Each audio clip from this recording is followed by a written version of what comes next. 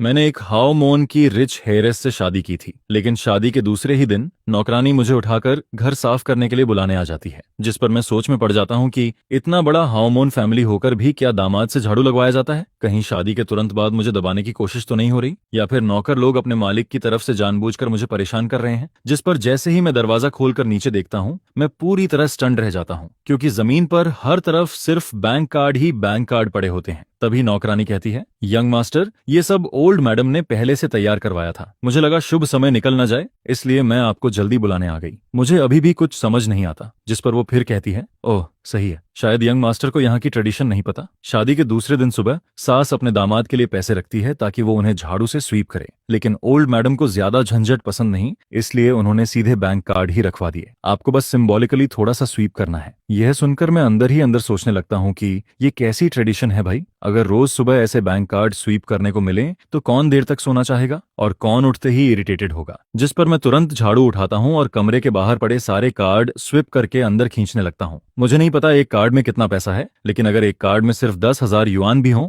तब भी इतने सारे कार्ड मिलाकर लाखों युआन तो बन ही जाते हैं। तभी नौकरानी फिर कहती है, यंग मास्टर, ओल्ड मैडम ने कहा है कि पासवर्ड आपका बर्थडे है। वो कार्ड मुझे थमाती है, लेकिन मैं अभी कुछ बोल भी नहीं पाता कि सामने वाले बेडरूम का दरवाजा खुल जाता है, जिस पर मेरी नजर एक बेहद खूबसूरत लड़की पर पड़ती है। Good morning. वो मेरी तरफ देखती है, फिर मेरे हाथों में भरे बैंक कार्ड्स पर नजर डालती है। इतने कार्ड थे कि मैं उन्हें ठीक से पकड़ भी नहीं पा रहा था। जिस पर वो कैजुअली कहती है, इतना फॉर्मल होने की जरूरत नहीं है, आराम से यूज करो। ये कहकर वो मास्टर बेडरूम में चली जाती है। वैसे भी मैं कोई फॉर्मल होने वाला नहीं था। अभी थोड़ी देर पहले ही मैं कार्ड लेने वाला था, लेकिन उसी ने बीच में इंटरप्ट कर दिया। जिस पर जैसे ही आंट जांग मुझे कार्ड्स देती है, मैं बिना किसी प्रेशर के सारे कार्ड ले लेता हूँ। इसके बाद मैं कार्ड्स लेकर वापस बेडरूम में जाता हूँ, उन्हें टेबल पर रखता हूँ और फिर फ्रेश होने चला जाता हूँ। जिस पर ओरिजिनल ओनर की मेमोरीज से मुझे पता चलता है कि वो और मैं दोनों एक ही मेजर में पढ़े थे। इतना ही नहीं, हम दोनों ने देश की टॉप यूनिवर्सिटीज से मास्टर डिग्री भी की थी। फर्क सिर्फ इतना था कि ग्रेजुएशन के बाद ओरिजिनल ओनर यूनिवर्सिटी में लेक्चरर बन गया था, जबकि मुझे मजबूरी में ऑडिट कंपनी में जॉब करनी पड़ी। ओरिजिनल ओनर को शादी की वजह से 3 दिन की छुट्टी मिली हुई थी, इसलिए फिलहाल उसे काम पर नहीं जाना था। जिस पर मैं सोचता हूँ कि इन 3 दिनों में उसके लेक्चर नोट्स अच्छे से पढ़ लूंगा, ताकि बाद में स्टूडेंट्स को पढ़ाते समय कोई गलती ना हो। सच कहूँ तो मुझे ओरिजिनल ओनर की ये जॉब बहुत पसंद आती है। वीकेंड की छुट्टी अलग, फेस्टिवल्स की छुट्टी अलग, ऊपर से विंटर वेकेशन और समर वेकेशन भी। अगर सुबह क्लास न हो तो आराम से देर तक सोकर ऑफिस जाओ, शाम को क्लास खत्म होते ही सीधा घर वापस। रात का पूरा टाइम सिर्फ अपना। जिस पर मैं अंदर ही अंदर इमोशनल होकर सोचता हूँ कि पिछले जन्म में मैं यूनिवर्सिटी में लेक्चरर नहीं बन पाया था। क्या वो मेरी मर्जी थी? नहीं, बस जिंदगी की अलग अलग परेशानियों ने मुझे वहां रुकने नहीं दिया।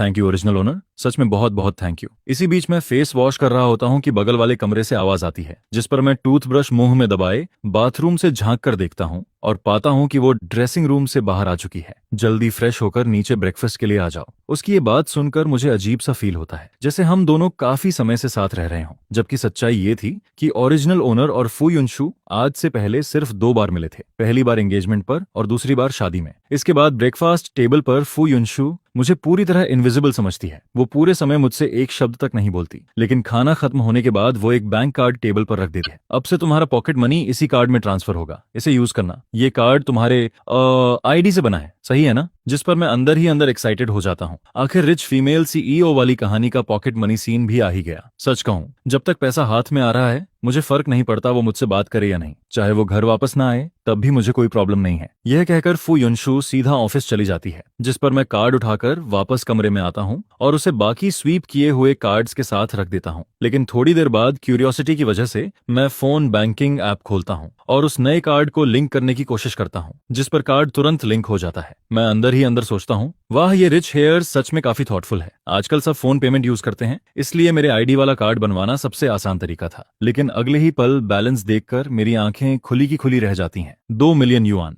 मतलब हर महीने सिर्फ पॉकेट मनी ही 2 मिलियन युआन है। जिस पर मैं सोचने लगता हूँ कि अगर जिंदगी ऐसी है तो फिर काम करने की जरूरत ही क्या है। अब मेरी क्यूरियोसिटी सिर्फ इस कार्ड तक सीमित नहीं रहती। जिस पर मैं सुबह स्वीप किए गए कार्ड्स में से एक उठाता हूँ और उसे भी ऐप से लिंक करता हूँ। और शॉकिंग बात यह थी कि वो भी इंस्टेंटली लिंक हो जाता है। मतलब मदर इन लॉ ने जो सारे कार्ड दिए थे वो भी ओरिजिनल ओनर की आईडी से बने हुए थे। एक कार्ड में पूरे 6 लाख युआन पड़े थे। इतने सारे कार्ड मिलाकर आराम से 10 मिलियन युआन से ज्यादा बन रहे थे। जिस पर मैं तुरंत समझ जाता हूँ कि ओल्ड मैडम को नंबर 6 काफी पसंद है। आखिर चाइनीज लोग 6 को लकी नंबर मानते हैं। इसके बाद मैं मन ही मन ओरिजिनल ओनर से कहता हूँ, भाई सॉरी, लेकिन अब ये सारे पैसे ऑफिशियली मेरे हैं। सारे कार्ड लिंक करने के बाद मैं उन्हें ड्रॉर में रख देता हूँ और बाहर घूमने जाने का सोचता हूँ। आखिर पैसे आने के बाद पूरी दुनिया ही खूबसूरत लगने लगती है। सुबह से मैं शॉपिंग मॉल जाने का सोच रहा था, लेकिन अभी तक गया नहीं था, जिस पर अब मैं तय करता हूँ कि थोड़ा बाहर जाकर उस फीलिंग को एक्सपीरियंस किया जाए जहां पसंद की चीज खरीदते समय प्राइस टैग देखने की जरूरत न पड़े। अगर इस नॉवेल वर्ल्ड में ट्रांसमाइग्रेट होना एक एक्सपीरियंस है तो मैं इस rich son in law identity के हर बेनिफिट को पूरी तरह एंजॉय करूंगा और इस जिंदगी को खुलकर जीऊंगा। जिस पर मैं फोन उठाता हूँ। यंग मास्टर, क्या आपको कार अरेंज करवानी है? ओरिजिनल ओनर हमेशा खुद ड्राइव करके यूनिवर्सिटी जाता था, लेकिन मेरे पास लाइसेंस होने के बावजूद मैंने जिंदगी में कभी स्टीयरिंग नहीं पकड़ा था। सेफ्टी के लिए मैं तुरंत कहता हूँ, मुझे थोड़ी देर बाहर जाना है, कार अरेंज करवा दीजिए। इसके बाद अंकल लियू मुझे फेंगयुआन बिल्डिंग छोड़ने निकल पड़ता है। असल में मैंने किसी से मिलने का प्लान नहीं बनाया था, मैं सिर्फ सबसे बड़े शॉपिंग मॉल में जाकर घूमना चाहता था। तभी रास्ते में अंकल लियू कहता है, यंग मास्टर, ये मॉल हमारे ग्रुप का ही है, क्या अंदर वालों को पहले से इन्फॉर्म कर दूं?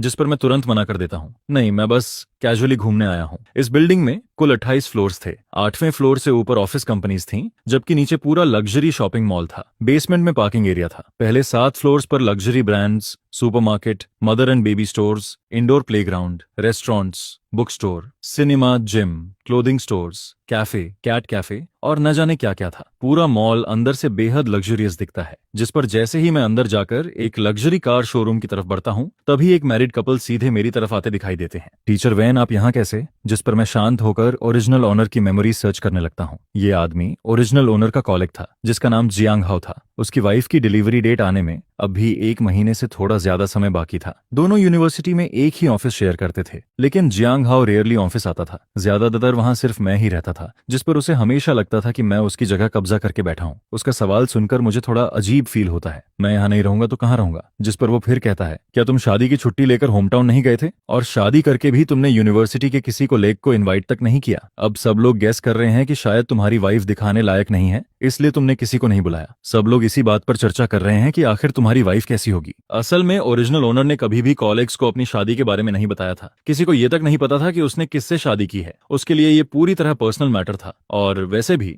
अगर वो लोगों से कहता कि उसकी वाइफ फू युनशु है तो शायद कोई विश्वास भी नहीं करता, क्योंकि नॉर्मल दिनों में ओरिजिनल ओनर बहुत लो प्रोफाइल रहता था। सब लोग यही सोचते थे कि वो किसी ऑर्डिनरी फैमिली से आया है, जबकि सच ये था कि उसका परिवार भी हाईचेंग की एक फेमस हाओमोन फैमिली था। उनकी शादी में आने वाले लोग बिजनेस वर्ल्ड और रिच फैमिलीज के बड़े बड़े लोग थे। कॉलेग्स को इनवाइट न करने की वजह सिर्फ इतनी थी कि ओरिजिनल ओनर को यूनिवर्सिटी ज्वाइन किए अभी आधा महीना ही हुआ था। वहां उसका कोई खास जान पहचान वाला था ही नहीं। हालांकि यूनिवर्सिटी के कुछ लीडर्स शादी में आए थे, जिस पर मैं कैजुअली जवाब देता हूँ, मेरी वाइफ जिंग सिटी में रहती है, मैं होम टाउन नहीं गया था। यह सुनकर जियांग हाओ फिर पूछता है, तो फिर तुम्हारी वाइफ तुम्हारे साथ क्यों नहीं आई? नॉर्मली शादी के बाद लोग मैरिज लीव लेते हैं, फिर वो अभी भी काम पर क्यों जा रही है? ये कंपनी देखते ही समझ आ रहा है कि प्रॉपर नहीं है। शादी की छुट्टी तक नहीं देती। इसके बाद वो खुद की कहानी शुरू कर देता है। जब मेरी शादी हुई थी तब मैंने 3 दिन की मैरिज लीव के अलावा एनुअल लीव भी ली थी। मैं अपनी वाइफ को बाली हनीमून पर लेकर गया था। तुम लोग हनीमून पर नहीं जा रहे क्या? जिस पर मैं उसके चेहरे की तरफ देखता हूँ और तुरंत समझ जाता हूँ कि असली बात क्या है। उसे बस दूसरों की पर्सनल लाइफ में दखल देना पसंद था और साथ ही खुद को सुप्रिय साबित करना भी। जिस पर मैं हल्की मुस्कान के साथ कहता हूँ, वो अभी काम में बिजी है। सुबह बता रही थी कि इंटरनेशनल मीटिंग है, करोड़ों के डील पर डिस्कशन चल रहा है। मैं उसका टाइम वेस्ट नहीं करना चाहता था, इसलिए अकेले घूमने निकल आया। फिर मैं आगे कहता हूँ, और फ्यूचर में बच्चे होने के बाद नैनी रख लेंगे। पोस्टपार्टम पीरियड खत्म होते ही बेबी सिटर भी रख सकते हैं। यह सुनकर जियांग हाओ तुरंत पूछता है, तो तुम लोगों ने कन्फाइनमेंट सेंटर भी सिलेक्ट कर लिया होगा?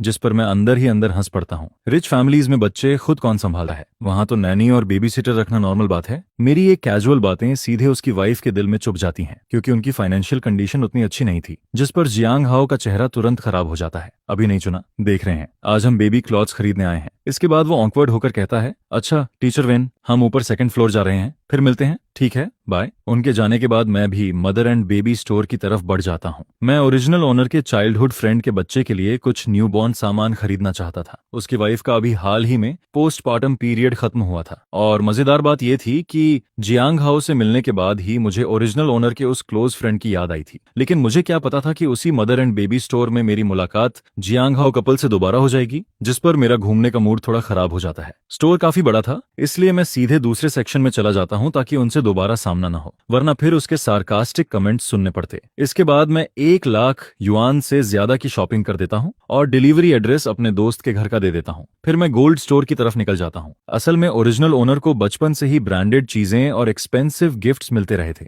इसलिए उसे गोल्ड ज्वेलरी में ज्यादा इंटरेस्ट नहीं था। लेकिन मैं अलग था। मैंने कभी इमेजिन भी नहीं किया था कि जिंदगी में ऐसा दिन आएगा जब मैं गोल्ड देखते हुए प्राइस की चिंता न करूं, जिस पर मैं अपने दोस्त के बच्चे के लिए एक गोल्ड लॉन्गेविटी लॉक खरीदता हूं। फिर अपने लिए भी एक गोल्ड ब्रेसलेट ले लेता हूं। बाकी क्लॉथ्स वगैरह खरीदने का मेरा कोई प्लान नहीं था। घर के ड्रेसिंग रूम में पहले से बहुत सारे कपड़े पड़े थे, बाद में खरीद लूंगा। जब मैं घर लौटता हूं तब सिर्फ 11 बजे हुए होते हैं, जिस पर मैं पहले शावर लेता हूं, फिर कैजुअल होम क्लोथ्स पहनकर बाहर आता हूं। तभी अचानक एक अनएक्सपेक्टेड कॉल आ जाता है। वेंचन, आज तुमने बच्चों के लिए इतना सारा सामान खरीदा। जिस पर मैं हंसते हुए पूछता हूं, तो क्या सबको पसंद आया? सामने से तुरंत जवाब आता है, बहुत पसंद आया, तुमने बिल्कुल हमारी पसंद की चीजें खरीदी हैं। वो टॉय कार तो इतनी प्रैक्टिकल है कि मेरा भी खेलने का मन कर रहा है। फिर वो एक्साइटेड होकर कहता है, और तुमने बच्चों के लिए गोल्ड लॉक भी खरीदा है? जिस पर मैं जवाब देता हूँ, हाँ, कल मैं खुद लेकर आऊंगा। अरे यार, इतना खर्चा क्यों किया? लेकिन अगले ही पल उसकी गॉसिप मोड चालू हो जाती है। अच्छा छोड़ो, ये बताओ कल रात कैसा रहा? ये सुनकर मैं तुरंत समझ जाता हूँ कि ये किस तरफ बात ले जाना चाहता है। जिस पर मैं सीधा बोल देता हूँ, हम दोनों अलग अलग कमरे में सोए थे। सामने वाला तुरंत शॉक हो जाता है, क्या अभी शादी हुई और तुम लोग अलग सो रहे हो? ऐसे तो तुम दोनों में फीलिंग्स डेवलप ही नहीं होंगी। आखिर तुम सोच क्या रहे हो? वो फिर आगे कहता है, तुम कोई कॉन्ट्रैक्ट मैरिज तो कर नहीं रहे, बाद में डिवोर्स का एग्रीमेंट भी नहीं है, तो मैरिड लाइफ कंटिन्यू करनी पड़ेगी ना? क्या तुम सच में फुयुनशु को बाहर किसी और को ढूंढने दोगे? उसकी बातें सुनकर मैं पूरी तरह साइलेंट हो जाता हूँ, क्योंकि वो सही कह रहा था। ये कोई कॉन्ट्रैक्ट मैरिज नहीं थी। अगर रिलेशनशिप चल सकती है तो नेचुरली उसे आगे बढ़ना ही चाहिए। जिस पर मैं ओरिजिनल नॉवेल की बातें याद करने की कोशिश करता हूँ। ओरिजिनल ओनर और फू युनशु का रिलेशनशिप आखिर कब क्लोज हुआ था? एक्सीडेंट कब हुआ था? बाद में दोनों के बीच फीलिंग्स डेवलप हुई थी या नहीं? लेकिन नॉवेल में इन इंपॉर्टेंट चीजों का कभी डिटेल में जिक्र ही नहीं किया गया था। कॉल कटने के बाद मैं काफी देर तक सोचता रहता हूँ। आखिर मैं ये फैसला करता हूँ कि ये जिंदगी मेरे लिए पूरी तरह नई शुरुआत है, इसलिए मैं किसी जल्दबाजी में नहीं पड़ूंगा। बस अपने दिल की सुनूंगा और अपने पेस पर आगे बढ़ूंगा। दोपहर में मैं बुक्स और लैपटॉप लेकर स्टडी रूम की तरफ जाता हूँ, जिस पर अंदर जाकर मैं नोटिस करता हूँ कि वहाँ सिर्फ फू युनशु का वर्क स्पेस ही नहीं था, बल्कि एक नया सेक्शन खास मेरे लिए भी तैयार किया गया था। तभी आन जांग समझाते हुए कहती हैं, घर के हर फ्लोर पर स्टडी रूम है। यंग मिस ने सोचा कि आपके काम में भी स्टडी रूम की जरूरत पड़ेगी। वो नहीं चाहती थी कि आपको बार बार स्टेयर्स चढ़ना पड़े, इसलिए उन्होंने ये जगह स्पेशली तैयार करवाई है। वो आगे कहती है, सेकंड फ्लोर वाले स्टडी रूम में नॉर्मली यंग मिस काम करती हैं और दूसरा हाफ आपका है। यह सुनकर मुझे थोड़ा सरप्राइज फील होता है। मैंने सोचा भी नहीं था कि फुयुनशु इतनी छोटी छोटी बातों का भी ध्यान रखती होगी। जिस पर मैं बिना फॉर्मल हुए सीधे अपने वर्क स्पेस में जाकर बैठ जाता हूँ। लैपटॉप और बुक्स रखते ही आन जांग मेरे लिए फ्रूट जूस रखकर चली जाती है। इसके बाद मैं अकेले बैठकर ओरिजिनल ओनर के प्रोफेशनल सब्जेक्ट्स पढ़ने लगता हूँ और कुछ देर बाद मुझे एहसास होता है कि उसकी पढ़ाई और मेरी पढ़ाई में ज्यादा फर्क नहीं था। जिस पर मुझे किताबों में लिखा कंटेंट बिल्कुल भी अनफेमिलियर नहीं लगता। आखिर कॉलेज टाइम में मैं हमेशा स्कॉलरशिप लेने वालों में से था, इसलिए फर्स्ट ईयर स्टूडेंट्स को पढ़ाना मेरे लिए कोई बड़ी बात नहीं थी। मुझे मास्टर डिग्री कंप्लीट किए अभी सिर्फ 2 महीने हुए थे और जॉब ज्वाइन किए भी आधा महीना ही हुआ था। अभी सितंबर का बीच चल रहा था। यही वो समय था जब नए फर्स्ट ईयर स्टूडेंट्स यूनिवर्सिटी में एडमिशन लेते हैं। उनकी मिलिट्री ट्रेनिंग को भी आधा महीना हो चुका था और अब जल्द ही उनकी रेगुलर क्लासेस शुरू होने वाली थी। लेकिन किसी तरह की गलती ना हो, इसलिए मैं पहले से लेक्चर देने की प्रैक्टिस करने लगता हूँ। इसी बीच नीचे फर्स्ट फ्लोर के लिविंग रूम में फू युनशु ऑफिस से वापस आती है। यंग मास्टर कहाँ है? जिस पर आन जांग जवाब देती है, यंग मास्टर ऊपर स्टडी रूम में है, वो बहुत मेहनती हैं। अभी थोड़ी देर पहले मैं उन्हें ड्रिंक देने गई थी, तब वो लेक्चर प्रैक्टिस कर रहे थे। लेकिन फू युनशु को शायद ज्यादा इंटरेस्ट नहीं था कि मैं क्या कर रहा हूँ। जिस पर वो कैजुअली कहती है, उन्हें नीचे बुलाइए, मैं उन्हें अपने एक फ्रेंड से मिलवाने ले जा रही हूँ। आन जांग फिर पूछती है, क्या यंग मास्टर को थोड़ा फॉर्मली ड्रेस होना चाहिए? मैं उनके लिए क्लॉथ्स तैयार कर दूं? नहीं, सिंपल ही रहने दो। इसके बाद आन जांग ऊपर आकर कहती है, यंग मास्टर, यंग मिस वापस आ गई हैं, वो आपको अपने एक फ्रेंड से मिलवाने ले जाना चाहती हैं। मैं अभी आता हूँ। असल में मिरर के सामने लेक्चर प्रैक्टिस करते करते मेरा कॉन्फिडेंस काफी बढ़ गया था। बस मुझे लग रहा था कि अभी भी कुछ कमी बाकी है। जिस पर मैं जल्दी से सामान समेटता हूँ और स्टडी रूम से बाहर निकल जाता हूँ। आन जांग रास्ते में कहती है, शायद यंग मिस के काफी क्लोज फ्रेंड्स हैं, उन्होंने कहा है कि ज्यादा फॉर्मल होने की जरूरत नहीं है, आराम से चलिए। ठीक है, थैंक यू आन जांग। इसके बाद मैं बेडरूम में वापस जाकर कपड़े बदलता हूँ। सितंबर के बीच में भी जिंग सिटी का मौसम काफी गर्म था। जैसे ही मैं नीचे उतरता हूँ, फुयुनशु की आवाज सुनाई देती है। कल हमारी शादी थी। मेरा एक लॉयर फ्रेंड है जिंगहाओ, किसी जरूरी काम की वजह से वो शादी में नहीं आ पाया था, इसलिए आज उसने इंसाइट किया कि मैं ट्रीट दूं और तुम्हें भी साथ लेकर आऊं। जिस पर मैं मन ही मन सोचता हूं कि वैसे भी मेरे पास कोई काम नहीं है, साथ जाना बुरा नहीं होगा। असल में मैं उसके फ्रेंड्स और रिलेटिव्स को थोड़ा और जानना चाहता था। आखिर मुझे ये भी पता लगाना था कि उसके किन लोगों से खराब रिलेशंस हैं, ताकि फ्यूचर वाले कार एक्सीडेंट के बारे में थोड़ा कॉशियस रह सकूं। रास्ते में वो अचानक पूछती है, आज तुम पूरे दिन घर पर ही थे? जिस पर मैं जवाब देता हूं, नहीं, सुबह फेंग्युआन बिल्डिंग गया था, फेंग शाओ के बच्चे के लिए कुछ सामान खरीदा। इसके बाद कार धीरे धीरे एक शांत इलाके में पहुंचती है। बाहर एक साइनेज लगा था जिस पर रेस्टोरेंट का नाम लिखा हुआ था। फुयुनशु बताती है, ये एक फैमिली रेस्टोरेंट है, ऑनर हाइचेंग का है, और यहाँ के हाइचेंग डिशेस काफी ऑथेंटिक हैं, शायद तुम्हें पसंद आए। फिर वो कार से उतरते हुए कहती है, चलो, वो लोग अंदर इंतजार कर रहे हैं। जिस पर मैं पूछता हूँ, हम दोनों के अलावा और कौन है? वो जवाब देती है, एक मैरिड कपल है, तुम उन्हें देखते ही पहचान जाओगे। और सच में अंदर पहुंचते ही मैं उन्हें पहचान लेता हूँ। वो लेयू कपल थे। दोनों इंटरनेट पर बेहद फेमस ब्लॉगर्स थे। उनका जॉइंट अकाउंट लेयू कपल नाम से था। सभी प्लेटफॉर्म्स मिलाकर उनके 20 मिलियन से ज्यादा फॉलोअर्स थे। वांग यू एक लॉयर थी जो इंटरनेट पर लीगल नॉलेज शेयर करती थी। वो अलग अलग केसेस एक्सप्लेन करती थी और जरूरतमंद लोगों को फ्री लीगल हेल्प भी देती थी। वहीं उसका हस्बैंड रेन लई पहले सर्टिफाइड अकाउंटेंट था, लेकिन बाद में फुल टाइम हाउस हस्बैंड बन गया। वो बच्चे संभालने के साथ साथ डेली लाइफ वीडियोस बनाता था और लाइव स्ट्रीम सेलिंग भी करता था, जिस पर मैं अंदर ही अंदर राहत की सांस लेता हूँ। अच्छा हुआ, पढ़ाई के अलावा मैं शॉर्ट वीडियोस भी काफी देखता था, इसलिए इन्हें पहचान गया। इसके बाद फू युनशु मेरा इंट्रोडक्शन करवाती है। ये मेरे हस्बैंड हैं, वेन चेन। शायद मुझे तुम दोनों का इंट्रोडक्शन इन्हें देने की जरूरत नहीं पड़ेगी। जिस पर दोनों हंसते हुए कहते हैं, हेलो ब्रदर इन लॉ। मैं भी मुस्कुराकर जवाब देता हूँ, हेलो, मैं आप दोनों को बहुत अच्छे से जानता हूँ, मैंने आपके अकाउंट फॉलो भी किए हुए हैं। यह सुनकर दोनों खुश हो जाते हैं। सच में? अरे वाह, ये तो हमारी खुशी की बात है। इसके बाद वांग यू कहती है, कल जब तुम्हारी शादी थी तब मैं कोर्ट में क्लाइंट का केस लड़ रही थी और रेन लई को अपने ग्रैंडफादर की तबीयत खराब होने की वजह से जियांग सिटी जाना पड़ा था, इसलिए हम लोग शादी में नहीं पहुंच पाए। फिर वो मुस्कुराकर कहती है, लेकिन बाकी फ्रेंड्स बता रहे थे कि मिस्टर विन बहुत हैंडसम है। आज देखकर लगता है सच में बिल्कुल Z tree in the wind जैसे हैं। इसके बाद वो फू युनशु की तरफ देखकर कहती है, युनशु तुम बहुत लकी हो। जिस पर फू युनशु हल्का ब्लश करते हुए कहती है, हाँ, मैं सच में बहुत लकी हूँ। उसकी ये बात सुनते ही मेरा दिल जैसे एक पल के लिए रुक जाता है, क्योंकि ये पहली बार था जब मैंने उसे ब्लश करते हुए देखा था। इसके बाद वांग यू माहौल बदलते हुए कहती है, चलो पहले ऑर्डर करते हैं, देखो और क्या खाना है। धीरे धीरे बातचीत आगे बढ़ती है। मुझे पता चलता है कि जो कपल्स रिलेशनशिप या मैरिज में होते हैं उनका एक छोटा सा ग्रुप भी है। वो लोग कभी कभी साथ हाइकिंग, कैंपिंग और आउटिंग पर जाते रहते हैं। जिस पर रेन लई कहता है, मैं तुम्हें ग्रुप में ऐड कर दूंगा, बाद में हम सब साथ घूमने चलेंगे। डिनर खत्म होने के बाद हम लोग वापस कार में बैठते हैं। तभी फू युनशु कहती है, ये दोनों घूमने फिरने के मामले में एक्सपर्ट्स हैं। अगर तुम्हें हनीमून के लिए कोई जगह समझ ना आए तो रेन लई से पूछ सकते हो, या फिर जहां जाना हो मुझे बता देना। यह सुनकर मुझे लगा जैसे मैंने गलत सुन लिया हो। हनीमून? अचानक ये टॉपिक कहां से आ गया? और सबसे बड़ी बात, क्या हम दोनों सच में हनीमून पर जाएंगे? जिस पर मैं अंदर ही अंदर इमेजिन करने लगता हूं कि क्या हम वहां जाकर बस एक दूसरे को ब्लैंक फेस से देखते रहेंगे। तभी वो कामली कहती है, ये मॉम ने अरेंज किया है। मैंने तुम्हारे यूनिवर्सिटी लीडर से बात करके तुम्हारे लिए 1 महीने की छुट्टी अप्रूव करवा दी है, बस अभी तक तुम्हें बताया नहीं था। ये सुनकर मैं पूरी तरह स्टन रह जाता हूँ। सच में ये मदर इन लॉ अल्टीमेट निकली। मैं खुशी से कुछ बोल ही नहीं पाता। उस रात पूरे एक्साइटमेंट की वजह से मुझे नींद ही नहीं आती। आखिर अचानक से 1 महीने की छुट्टी मिल गई थी, जिस पर अगले दिन मैं सीधे सुबह 11 बजे उठता हूँ, फ्रेश होकर आरामदायक क्लोथ्स पहनता हूँ और ड्राइवर से कहता हूँ कि मुझे सीधे मेरे चाइल्डहुड फ्रेंड के घर ले चले। इसी बीच फू युनशु का मैसेज आता है, मुझे अचानक बिजनेस ट्रिप पर जाना पड़ रहा है, मैं कल वापस आऊंगी।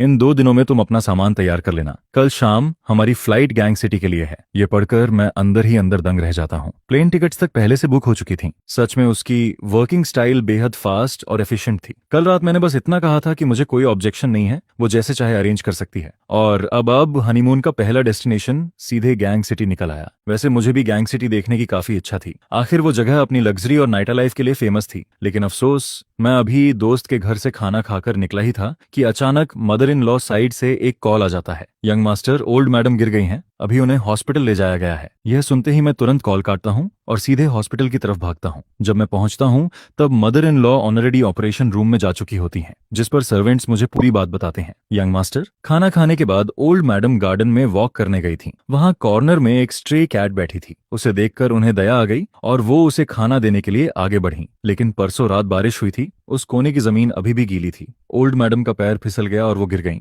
इसके बाद सर्वेंट गंभीर आवाज में कहता है, डॉक्टर ने चेक करके बताया है कि उनकी राइट आर्म फ्रैक्चर हो गई है, राइट लेग भी बुरी तरह कट गई है, तुरंत सर्जरी करनी पड़ेगी। यह सुनकर मैं राहत की सांस लेता हूँ कि कम से कम उनका सिर जमीन से नहीं टकराया, बाकी शरीर भी सेफ था, वरना मैं सच में फू युनशु को फेस नहीं कर पाता। सिर्फ सुनकर ही मुझे दर्द फील होने लगता है। आखिर उनकी उम्र भी काफी हो चुकी थी, ऐसी उम्र में गार्डन में गिरकर हाथ टूट जाना, उस वक्त उन्हें कितना दर्द हुआ होगा ये सोचकर ही मेरा दिल भारी हो जाता है, जिस पर मैं मन ही मन सर्वेंट्स पर भी नाराज होता हूँ। इतने बड़े मैंशन में ओल्ड मैडम अकेली कैसे घूम रही थी, किसी को उनके साथ होना चाहिए था। इसी बीच मुझे याद आता है कि फादर इन लॉ तो इस समय अटलांटिक ओशन के उस पार वेकेशन एंजॉय कर रहे थे और फू युनशु भी बिजनेस ट्रिप पर बाहर गई हुई थी। अगर खबर मिल भी जाती तब भी उसे शाम की फ्लाइट का इंतजार करना पड़ता, तभी वो वापस आ पाती, जिस पर सबसे पहले वहां पहुंचने वाले इंसान होने के नाते मैं नौकरों और बटलर से सवाल किए बिना नहीं रह पाता। ओल्ड मैडम इस हालत में गिर गईं, पता नहीं उन्हें कितना दर्द सहना पड़ा होगा। उस वक्त कोई भी उनकी मदद करके उस बिल्ली को उठाने क्यों नहीं आया? लॉजिक से देखा जाए तो इतने बड़े रॉयल फैमिली जैसे घर में सिर्फ छोटे से गार्डन की सफाई के लिए भी काफी सारे सर्वेंट्स चाहिए होते हैं। फिर उस वक्त आंगन में मौजूद सर्वेंट्स आखिर गए कहाँ थे? और एक स्ट्रे कैट को ऐसे खुले में घूमने कैसे दिया गया? जिसके बाद दीवार के कोने में जमा पानी भी समय पर साफ क्यों नहीं किया गया? नॉर्मली हमेशा कोई ना कोई मैडम के साथ रहता है, लेकिन आज जब ओल्ड मैडम गार्डन में गई थी तो उनके साथ जाने वाले सर्वेंट को अचानक किसी काम से बुला लिया गया, जिस पर वो थोड़ी देर के लिए वहां से चला गया। उस वक्त मैं सबके साथ स्टडी कर रहा था, जिस पर मैं तुरंत बोलता हूँ, कौन सी स्टडी? मैंने मॉर्निंग क्लास, वीकली मीटिंग और मंथली रिव्यू के बारे में तो सुना है, लेकिन घर के सर्वेंट्स को खाने के बाद पढ़ाई करवाने की बात पहली बार सुन रहा हूँ, और मैंने तो कभी बटर को सर्वेंट्स को पढ़ाते हुए भी नहीं देखा। जिसके जवाब में वो कहता है, ये सेकंड मैडम का आइडिया था, उन्होंने कहा था कि ओल्ड मैडम का बर्थडे आने वाला है, इसलिए सीक्रेटली बर्थडे सेलिब्रेशन प्रिपेयर करना है ताकि उन्हें सरप्राइज दिया जा सके। इसी वजह से मैंने सोचा कि जब ओल्ड मैडम खाना खाकर आफ्टरनून रेस्ट के लिए जाएंगी तब सबको इस बारे में बताया जाए। यह सुनकर मैं सोच में पड़ जाता हूँ, ये सेकंड मैडम क्या वही नहीं जो फू युनशु की सेकंड आंट है और कहानी की फीमेल लीड की माँ भी? बैकग्राउंड स्टोरी में बताया गया था कि उसने सालों पहले फू फैमिली में शादी करने के लिए काफी गलत ट्रिक्स इस्तेमाल किए थे, जिस पर शादी के बाद उसे फू फैमिली में कभी ज्यादा रिस्पेक्ट नहीं मिली। लेकिन बाद में जब उसकी बेटी हेयर बन गई तब जाकर उसकी जिंदगी थोड़ी आसान होने लगी। फिर मैं सोचता हूँ, क्या उसकी रिलेशन अपनी मदर इन लॉ के साथ इतनी अच्छी थी? अगर ऐसा है तो फिर बर्थडे पार्टी सीक्रेटली प्रिपेयर करने की जरूरत ही क्या थी? जिस पर मैं गुस्से में बोलता हूँ, हर चीज की प्रायोरिटी होती है, इस मेंशन में तुम्हारा मेन काम ओल्ड मैडम का ध्यान रखना है, बाकी चीजें प्रोफेशनल्स को करने दो। क्या वो फैमिली के पास सर्वेंट्स हायर करने के लिए पैसे कम पड़ गए थे? लेकिन वो फिर कहता है, सेकंड मैडम ने कहा था, जिस पर मैं तुरंत उसे रोकते हुए बोलता हूँ, सेकंड मैडम, तुम सिर्फ उन्हीं की बातें क्यों सुनते हो? क्या उनकी हर बात हमेशा सही होती है? उधर ऑपरेशन थिएटर के ऊपर जलती हुई ऑपरेशन इन प्रोग्रेस वाली लाइट देखकर मेरा मन और बेचैन होने लगता है। मुझे लगा था कि फू युनशु यहाँ नहीं है और सन इन लॉ भी शायद इन सब बातों की परवाह नहीं करेगा, इसलिए मैंने ज्यादा नहीं सोचा। लेकिन अभी उसे देखकर साफ लग रहा था कि वो बहुत ज्यादा गुस्से में है, शायद मेरी जॉब भी अब जाने वाली है। जिस पर बटलर मन ही मन सोचता है, ओल्ड मैडम ने खुद इस दामाद को चुना था और ये सच में उनकी बहुत रिस्पेक्ट करता है। मेरी बातों के सामने बटलर बस ऑकवर्ड स्माइल देता है और कहता है, उस वक्त हमें लगा कि हम ओल्ड मैडम के लिए अच्छा ही कर रहे हैं, इसलिए हमने ज्यादा सोचे बिना सेकंड मैडम की बात मान ली। किसे पता था कि इतनी बड़ी घटना हो जाएगी? ये सुनकर मैं मन में सोचता हूँ, इतनी सारी चीजें एक साथ कैसे कोइंसिडेंस हो सकती हैं? किताब में फू युनशु की कजन क्या वही सेकंड मैडम की बेटी नहीं थी? और जब वो नई हेयर बनी तभी से सेकंड मैडम का इन्फ्लुएंस भी बढ़ने लगा। जिस पर मेरे मन में एक और डरावना ख्याल आता है, कहीं वो कार एक्सीडेंट भी सेकंड मैडम से जुड़ा हुआ तो नहीं था? अगर सच में ऐसा है तो क्या उसने अभी से चाल चलनी शुरू कर दी थी? ओरिजिनल ओनर की मेमोरीज में उसने हमेशा अच्छे काम किए थे, वो एक हेल्पफुल और ऑनेस्ट इंसान था। फिर उसकी मौत क्या इसलिए हुई क्योंकि उसने कुछ देख लिया था, या फिर किसी का सीक्रेट जान लिया था जिस पर किसी डेंजरस इंसान ने उसे खत्म कर दिया? फिर मैं खुद को समझाता हूँ, मैं बेवजह उन्हें विलेन नहीं बना रहा। आखिर फू युनशु के एक्सीडेंट से सबसे ज्यादा फायदा उन्हीं के परिवार को हुआ था, जिस पर मैं और ज्यादा सावधान हो जाता हूँ। अगर मेरा अंदाजा सही निकला और मैंने अभी इन्वेस्टिगेशन शुरू की तो सेकंड मैडम के लोग जरूर नोटिस कर लेंगे, फिर शायद अगला टारगेट में बन जाऊं और मेरा भी वही हाल हो सकता है जो ओरिजिनल ओनर का हुआ था। यह सोचकर मैं तुरंत अपने एक्सप्रेशंस कंट्रोल करता हूँ। नहीं, मुझे अपनी फीलिंग्स बाहर नहीं दिखानी चाहिए। फिर मैं बटर से शांत आवाज में कहता हूँ, अगली बार ध्यान रखना, चाहे कुछ भी हो जाए, सबसे पहले ओल्ड मैडम की सेफ्टी जरूरी है। उनके आसपास हमेशा कोई ना कोई मौजूद रहना चाहिए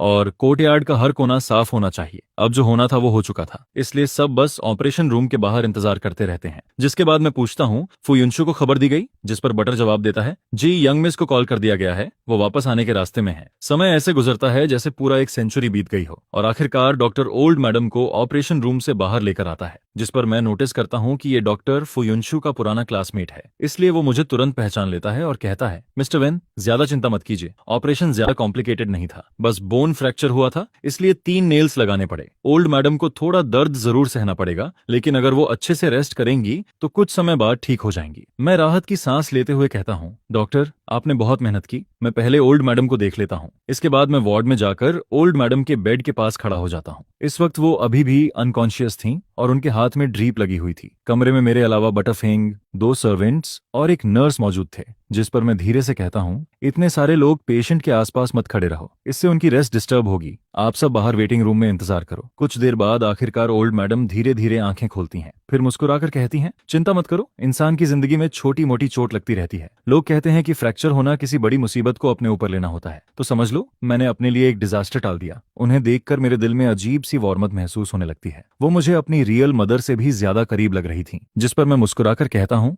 मॉम, आप सच में बहुत ऑप्टिमिस्टिक हैं। लेकिन अगले ही पल मुझे अपनी पिछली जिंदगी की माँ याद आ जाती है। अगर वो गिरकर फ्रैक्चर कर बैठती तो होश आते ही जरूर बोलती, सब तुम्हारी गलती है।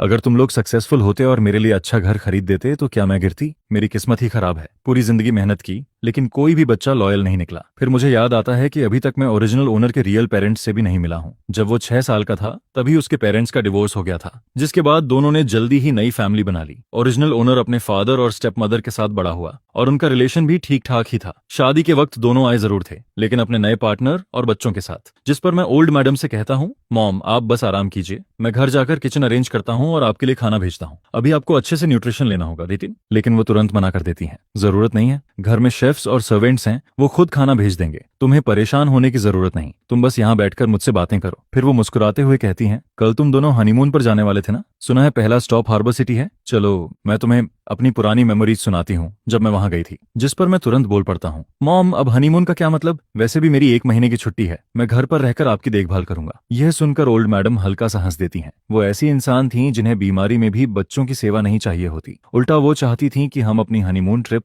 वैसे ही कंटिन्यू करें जैसा पहले प्लान हुआ था। फिर वो थोड़ा सख्त होकर कहती हैं, ऐसा बिल्कुल नहीं होगा, बड़ी मुश्किल से शादी के बाद 1 महीने की छुट्टी मिली है, अब कैसे कह सकते हो कि नहीं जाओगे? मुझे बस फ्रैक्चर हुआ है, कोई बड़ी बीमारी नहीं। यहाँ सर्वेंट्स हैं मेरी देखभाल के लिए, तुम लोगों को यहाँ रुकने की जरूरत नहीं है। जिस पर मैं तुरंत बोलता हूँ, कोई बात नहीं मॉम, अभी मेरी विंटर वेकेशन और समर वेकेशन बाकी है, फैमिली से ज्यादा जरूरी भला और क्या हो सकता है। जब आप ठीक हो जाएंगी तब घूमने के मौके फिर मिल जाएंगे, और हनीमून ट्रिप कैंसिल हो जाए तो भी कोई फर्क नहीं पड़ता। असल में मैं खुद भी फुयुनशु के साथ अकेले हनीमून पर जाने को लेकर थोड़ा ऑकवर्ड फील कर रहा था। अब अच्छी बात यह थी कि मेरे पास ना जाने का एक परफेक्ट एक्सक्यूज भी मिल गया था। उधर तभी फुयुनशु हॉस्पिटल पहुंचती है। वो रूम के बाहर ग्लास विंडो से अंदर झांकती है और हमें बातें करते हुए देखती है। पता नहीं मैंने ऐसा क्या कहा था, जिस पर बेड पर लेटी ओल्ड मैडम लगातार हंस रही थी। फिर वो जल्दी से अंदर आती है और कहती है, मॉम, मैं आ गई, अब कैसी तबीयत है आपकी? बहुत दर्द हो रहा है क्या? जिस पर ओल्ड मैडम मुस्कुराकर कहती हैं, अरे नहीं, मैं बिल्कुल ठीक हूँ, बस छोटा सा ऑपरेशन हुआ है। जिंदगी में इससे बड़े तूफान देख चुकी हूँ मैं, इतनी सी बात से क्या होगा? यह देखकर मैं चुपचाप बाहर निकल आता हूँ ताकि माँ बेटी आराम से बातें कर सकें। लेकिन जैसे ही मैं बाहर वेटिंग एरिया में बैठता हूँ तभी अचानक एक औरत की तेज आवाज सुनाई देती है। अच्छे भले इंसान को ऐसी चोट कैसे लग गई? तुम लोग काम कैसे करते हो? आंगन का गंदा पानी तक साफ नहीं कर पाए? जिस पर मैं तुरंत आवाज पहचान लेता हूँ, ये सेकंड मैडम थी। उन्हें देखकर मैं थोड़ा हैरान रह जाता हूँ। वो सच में काफी यंग दिख रही थी, मुश्किल से 40 के आसपास, और ऑनेस्टली कहूँ तो उन्होंने खुद को बहुत अच्छे से मेंटेन किया हुआ था। फिर वो जल्दी से पूछती हैं, युनशु, तुम्हारी माँ कैसी हैं? जिस पर फू युनशु जवाब देती है, मॉम अभी थोड़ी देर पहले ही होश में आई हैं। मैं बाहर डूबते हुए सूरज को देखता हूँ और सोचता हूँ कि इस वक्त तक शायद किसी ने खाना भी नहीं खाया होगा। तभी फू युनशु कहती है, थोड़ी देर में घर से खाना आ जाएगा। जिस पर सेकंड मैडम तुरंत बोलती हैं, चलो पहले मैं उन्हें देख लूं, इस उम्र में गिरना बहुत तकलीफ देता है। उन्हें देखकर मुझे थोड़ा अजीब फील होता है, क्योंकि वो बहुत जेंटल और काइंड लग रही थी, बिल्कुल वैसी नहीं जैसी मैंने इमेजिन किया था। अंदर जाते ही वो ओल्ड मैडम का हाथ पकड़कर कहती हैं, सिस्टर इन लॉ, आप ऐसे कैसे गिर गई? उस वक्त आपके साथ कोई नहीं था क्या? ओल्ड मैडम उस वक्त फू युनशु से बातें कर रही थी। फिर वो मुस्कुराते हुए कहती हैं, आओ यहाँ बैठो। जिस पर सेकंड मैडम तुरंत पास बैठ जाती हैं और कहती हैं, जैसे ही खबर मिली मैं तुरंत यहाँ चली आई। अच्छी बात यह रही कि घर में रिब सूप बन रहा था और अभी भी गर्म है, मैं आपके लिए लेकर आई हूँ। फिर वो सूप आगे बढ़ाते हुए कहती हैं, लोग कहते हैं ना, जो खाओ वही शरीर बनता है। थोड़ा सूप पीजिए और थोड़ा मीट भी खाइए, आपकी बोन्स जल्दी रिकवर होंगी। स्मेल कीजिए, कितना अच्छा लग रहा है। जिस पर ओल्ड मैडम खुश होकर कहती हैं, वाह, सिर्फ स्मेल से ही भूख लगने लगी। उन्हें ऐसे देखकर मुझे लगने लगता है कि शायद दोनों का रिलेशन सच में काफी अच्छा था, वरना सेकंड मैडम इतनी जल्दी सूप लेकर यहाँ नहीं आती। फिर मैं मन ही मन सोचता हूँ, मैंने पहले इनके बारे में जरूरत से ज्यादा गलत सोच लिया था। तभी सेकंड मैडम मेरी तरफ देखकर कहती हैं, वेंचन तुमने अभी तक खाना नहीं खाया ना? जिस पर मैं जवाब देता हूँ, यहाँ मॉम के साथ था इसलिए भूख का ध्यान ही नहीं रहा। फिर ओल्ड मैडम तुरंत बोलती हैं, जल्दी जाकर खाना खाओ, पहले खाना जरूरी है। जिस पर फू युनशु मेरी तरफ देखकर कहती हैं, चलो। इसके बाद हम दोनों हॉस्पिटल से निकलकर एक रेस्टोरेंट पहुंचते हैं। मैं कैजुअली पूछता हूँ, कुछ भी चलेगा, मुझे खाने में ज्यादा चॉइस नहीं है। लेकिन फिर भी मैं थोड़ा हेजिटेंट होकर पूछता हूँ, युनशु तुम श्योर हो कि हमें इसी रेस्टोरेंट में खाना चाहिए? तभी रेस्टोरेंट का मालिक मुस्कुराते हुए हमारे पास आता है और कहता है, यंग मिस, यंग मास्टर, आप लोग क्या खाना पसंद करेंगे? जिस पर फू युनशु कहती हैं, अंकल लिन आप अपने स्पेशल डिशेस बना दीजिए और एक पॉट टी भी ले आइए। मैं क्यूरियस होकर पूछता हूँ, वैसे ये रेस्टोरेंट किसका है? जिस पर वो जवाब देती है, जो अभी आए थे वही यहाँ के शेफ भी हैं और ऑनर भी। वो मेरे ग्रैंडफादर के डिसिप्लिन है। पहले एक हाई क्लास होटल में हेड शेफ थे, बाद में कुछ हुआ जिसके बाद उन्होंने खुद का रेस्टोरेंट खोल लिया और इस रेस्टोरेंट में हाफ इन्वेस्टमेंट मेरे ग्रैंडफादर की है। ये सुनकर मैं थोड़ा शॉक्ड हो जाता हूँ। ग्रैंडफादर पहले शेफ थे? मुझे तुरंत महसूस होता है कि इस कहानी के पीछे जरूर कोई हिडन स्टोरी है, क्योंकि बाहर से सिंपल दिखने वाला ये रेस्टोरेंट अंदर से काफी लग्जरी था और यहाँ की प्राइसेस भी बिल्कुल चीप नहीं थी। जिस पर फुयुनशु धीरे से कहती है, हाँ, ग्रैंडफादर कुकिंग स्किल की वजह से ही ऊपर तक पहुंचे थे, लेकिन वो सब पुरानी बातें हैं, उन्हें याद ना करना ही बेहतर है। उसके चेहरे का एक्सप्रेशन देखकर साफ लग रहा था कि इसमें कोई पेनफुल मेमोरी जुड़ी हुई है, इसीलिए मैं भी टॉपिक बदल देता हूँ। तभी खाना आ जाता है और अंकल लिन मुस्कुराकर कहते हैं, आराम से खाना खाइए। जिस पर मैं बोलता हूँ, थैंक यू अंकल लिन। फिर फुयुनशु मुझे खाना टेस्ट करने के लिए कहती है, ट्राई करो, टेस्ट बहुत अच्छा है। यहाँ की सारी वेजिटेबल्स और मीट सबसे फ्रेश होते हैं, सब कुछ अपने फार्म से आता है, बिना पेस्टिसाइड और केमिकल फर्टिलाइजर के। अगर आगे कभी बाहर का खाना डर्टी लगे तो यहाँ आ जाना। इसके बाद घर लौटते वक्त मैं काफी देर तक सोचता रहता हूँ, फिर आखिरकार बोलता हूँ, कल हार्बर सिटी जाने का प्लान कैंसिल कर देते हैं। मॉम हॉस्पिटल में हैं और ऐसे में घूमने जाना सही नहीं लगेगा। जिस पर वो बिना ज्यादा रिएक्शन दिए बस कहती है, अगर नहीं जाना चाहते तो ठीक है। जब हम फिर हॉस्पिटल पहुंचते हैं तब तक ओल्ड मैडम सो चुकी थीं। बटर बताता है कि वो काफी देर तक सेकंड मैडम से बातें करती रही थीं, इसलिए जल्दी थक गईं। फिर बटर कहता है, आप दोनों अब घर जाइए, चिंता मत कीजिए। डीन ने स्पेशली 2 प्रोफेशनल केयर टेकर्स भेजे हैं जो शिफ्ट में ओल्ड मैडम का ध्यान रखेंगे। जिस पर फू युनशु मेरी तरफ देखकर कहती है, वांग यू, और बाकी लोग मुझे बाहर चलने के लिए बुला रहे हैं, तुम चलोगे? मैं सिर हिलाकर कहता हूँ, नहीं, मुझे अल्कोहल पीना नहीं आता, मैं घर जाकर रेस्ट करूंगा। जिस पर वो कहती है, ठीक है, मैं अंकल लियू को तुम्हें लेने भेज देती हूँ। फिर कुछ देर बाद वो फोन पर कहती है, ठीक है अंकल लियू, मुझे पता है आप पास ही हैं। इसके बाद वो मेरी तरफ मुड़कर कहती है, थोड़ी देर में वो आ जाएंगे। मैं हल्का सा मुस्कुराकर कहता हूँ, तुम भी कम ड्रिंक करना और ड्रिंक करने के बाद ड्राइव मत करना। रात की हल्की ठंडी हवा धीरे धीरे बह रही थी। उस वक्त मुझे अचानक ग्रैंडफादर की कही हुई बात याद आती है, जब कोई तुम्हारी चिंता करता है तभी असली हैप्पीनेस फील होती है। और शायद पहली बार मुझे भी उस हैप्पीनेस का थोड़ा एहसास होने लगता है। उधर फू युनशु की लैश एज हल्के से कांपती हैं। फिर वो धीरे से जवाब देती है, समझ गई। कुछ देर बाद अंकल लियू आ जाते हैं। वो तब तक वहीं खड़ी रहती है जब तक मैं कार में बैठ नहीं जाता। उसके बाद ही वो खुद ड्राइव करके वहां से निकलती है। उधर बार में पहुंचते ही बाकी लोग उसे देखकर तुरंत वार्म वाटर लेकर आते हैं। आओ आओ, आखिर मैडम आ ही गई, हम लोग कब से तुम्हारा इंतजार कर रहे थे। बिजी पर्सन को पकड़ना कितना मुश्किल है पता है। जिस पर दूसरा इंसान हंसते हुए कहता है, आज तो तुम्हें कुछ ड्रिंक्स पीनी ही पड़ेंगी। लेकिन फू युनशु तुरंत बोलती है, मेरे हस्बैंड ने कहा है कम ड्रिंक करना। यह सुनते ही बाकी सब लोग जोर से हंस पड़ते हैं। क्या बात है, अब शादी के दूसरे दिन से ही हस्बैंड की बातें मानने लगी।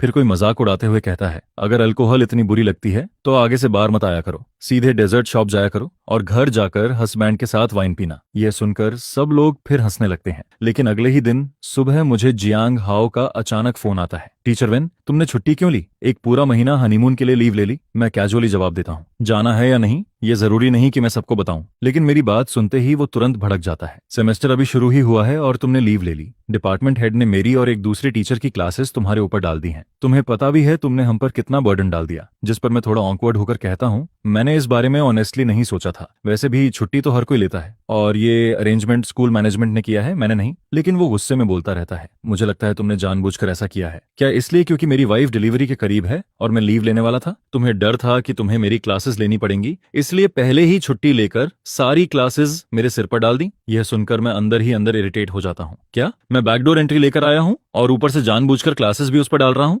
बिना सच जाने वो इतनी नेगेटिविटी के साथ मेरे बारे में सोच रहा था। सच में पता नहीं कैसे इंसान है ये। तभी अचानक एक आवाज आती है, सन क्या कर रहे हो? जिस पर मैं फोन नीचे रखकर जवाब देता हूँ, मॉम आज सुबह जियांग हाओ ने अचानक कॉल किया था। उसने न सिर्फ ये कहा कि तुम बैकडोर रिलेशन से अंदर आए हो, बल्कि ये भी बोल दिया कि तुमने अपनी सारी क्लासेस उस पर डाल दी। वो खुद को समझता क्या है? आखिर वो तुमसे ऐसे कैसे बात कर सकता है? जिस पर मॉम काफी गुस्से में बोलती रहती हैं, अगर कोई प्रॉब्लम थी तो आराम से बात करके सॉल्व नहीं कर सकता था क्या? कुछ क्लासेस ही तो हैं, उन्हें एडजस्ट किया जा सकता है। तुम रुको, अभी मैं तुम्हारे लिए बात करती हूँ। इसके बाद वो तुरंत फोन उठाती हैं और प्रिंसिपल को कॉल कर देती हैं। ओल्ड सू, ये काम तुमने ठीक से हैंडल नहीं किया। मेरा सन इन लॉ छुट्टी ले रहा था तो क्वाइटली नोटिस दे देते। अब पूरा स्कूल जान गया कि उसने हायर मैनेजमेंट के थ्रू लीव ली है, और वो एक्स्ट्रा क्लासेस उस टीचर को क्यों दे दी जिसकी वाइफ डिलीवरी लीव पर है। मैं कोई स्पेशल प्रिविलेज मांग नहीं रही, लेकिन तुम भी जानते हो ना मेरी ग्रैंडडॉटर की शादी कितनी मुश्किल से हुई है। क्या उन्हें थोड़ा टाइम साथ बिताने की जरूरत नहीं? अगर बॉन्डिंग ही नहीं होगी तो बच्चे कैसे होंगे? ये सुनकर मैं बिल्कुल स्पीचलेस हो जाता हूँ, लेकिन मॉम बिना रुके बोलती रहती हैं, दोनों अभी तक अलग अलग रूम में सोते हैं। अब तुम ही बताओ, मैं चिंता ना करूं तो कौन करे? और वैसे भी फू ग्रुप हर साल स्कूल को 50 मिलियन डोनेट करता है। मेरा सन इन लॉ थोड़ी सी छुट्टी ले ले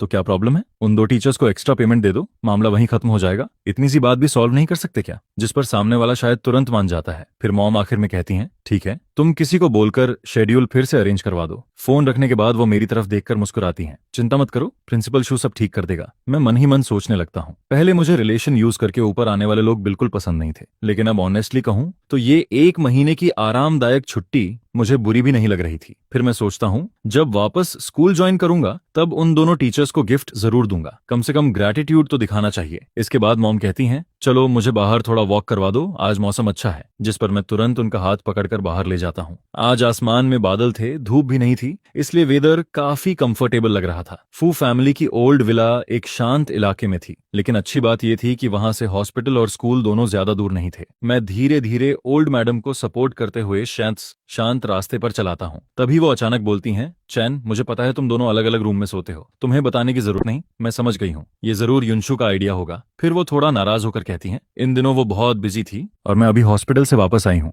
लेकिन आज रात जब वो आएगी ना तो मैं उसे जरूर डांटूंगी। नई नई शादी के बाद कौन अलग रूम में सोता है? यह सुनकर मैं तुरंत पैनिक हो जाता हूँ, क्योंकि अलग सोने का आइडिया तो ओरिजिनल ओनर का था। अगर सारी ब्लेम फू युनशु पर चली गई और उसने सच बता दिया तो मेरी पोल खुल जाएगी। लेकिन मेरी चुप्पी देखकर ओल्ड मैडम उल्टा इमोशनल हो जाती हैं। तुम्हारा नेचर सच में बहुत अच्छा है, हर बात में कॉम्प्रोमाइज कर लेते हो और शिकायत भी नहीं करते। आज रात मैं उसे बोलूंगी कि वो तुमसे प्रॉपरली अपोलोजाइज करे। जिस पर मैं जल्दी से कहता हूँ, मॉम, इसकी जरूरत नहीं है, शादी से पहले हम बस एक बार मिले थे, नेचुरली हमें एक दूसरे को समझने में टाइम लगेगा और उसका काम भी बहुत बिजी है, धीरे धीरे सब ठीक हो जाएगा, आपको टेंशन लेने की जरूरत नहीं। और वैसे भी युनशु ने मेरे साथ कुछ गलत नहीं किया। लेकिन ओल्ड मैडम गहरी सांस लेते हुए कहती हैं, तुम लोगों को जल्दी नहीं है, लेकिन मुझे है। देखो, हमारी उम्र हो चुकी है, अब बस यही इच्छा है कि बच्चे और ग्रैंड चिल्ड्रेन हमारे आसपास हों। तुम्हारे फादर भी अगर ग्रैंड चिल्ड गोद में उठा लें तो शायद हर वक्त ट्रैवल करने की जिद छोड़ दें। फिर वो धीरे से बोलती हैं, असल में हम बूढ़े हो गए हैं, नहीं तो हम तुम्हें इतना फोर्स नहीं करते। पहले हमें लगता था कि बच्चे खुश रहें, वही काफी है, लेकिन उम्र बढ़ने के साथ कुछ अधूरे रिग्रेट्स दिल में रह जाते हैं।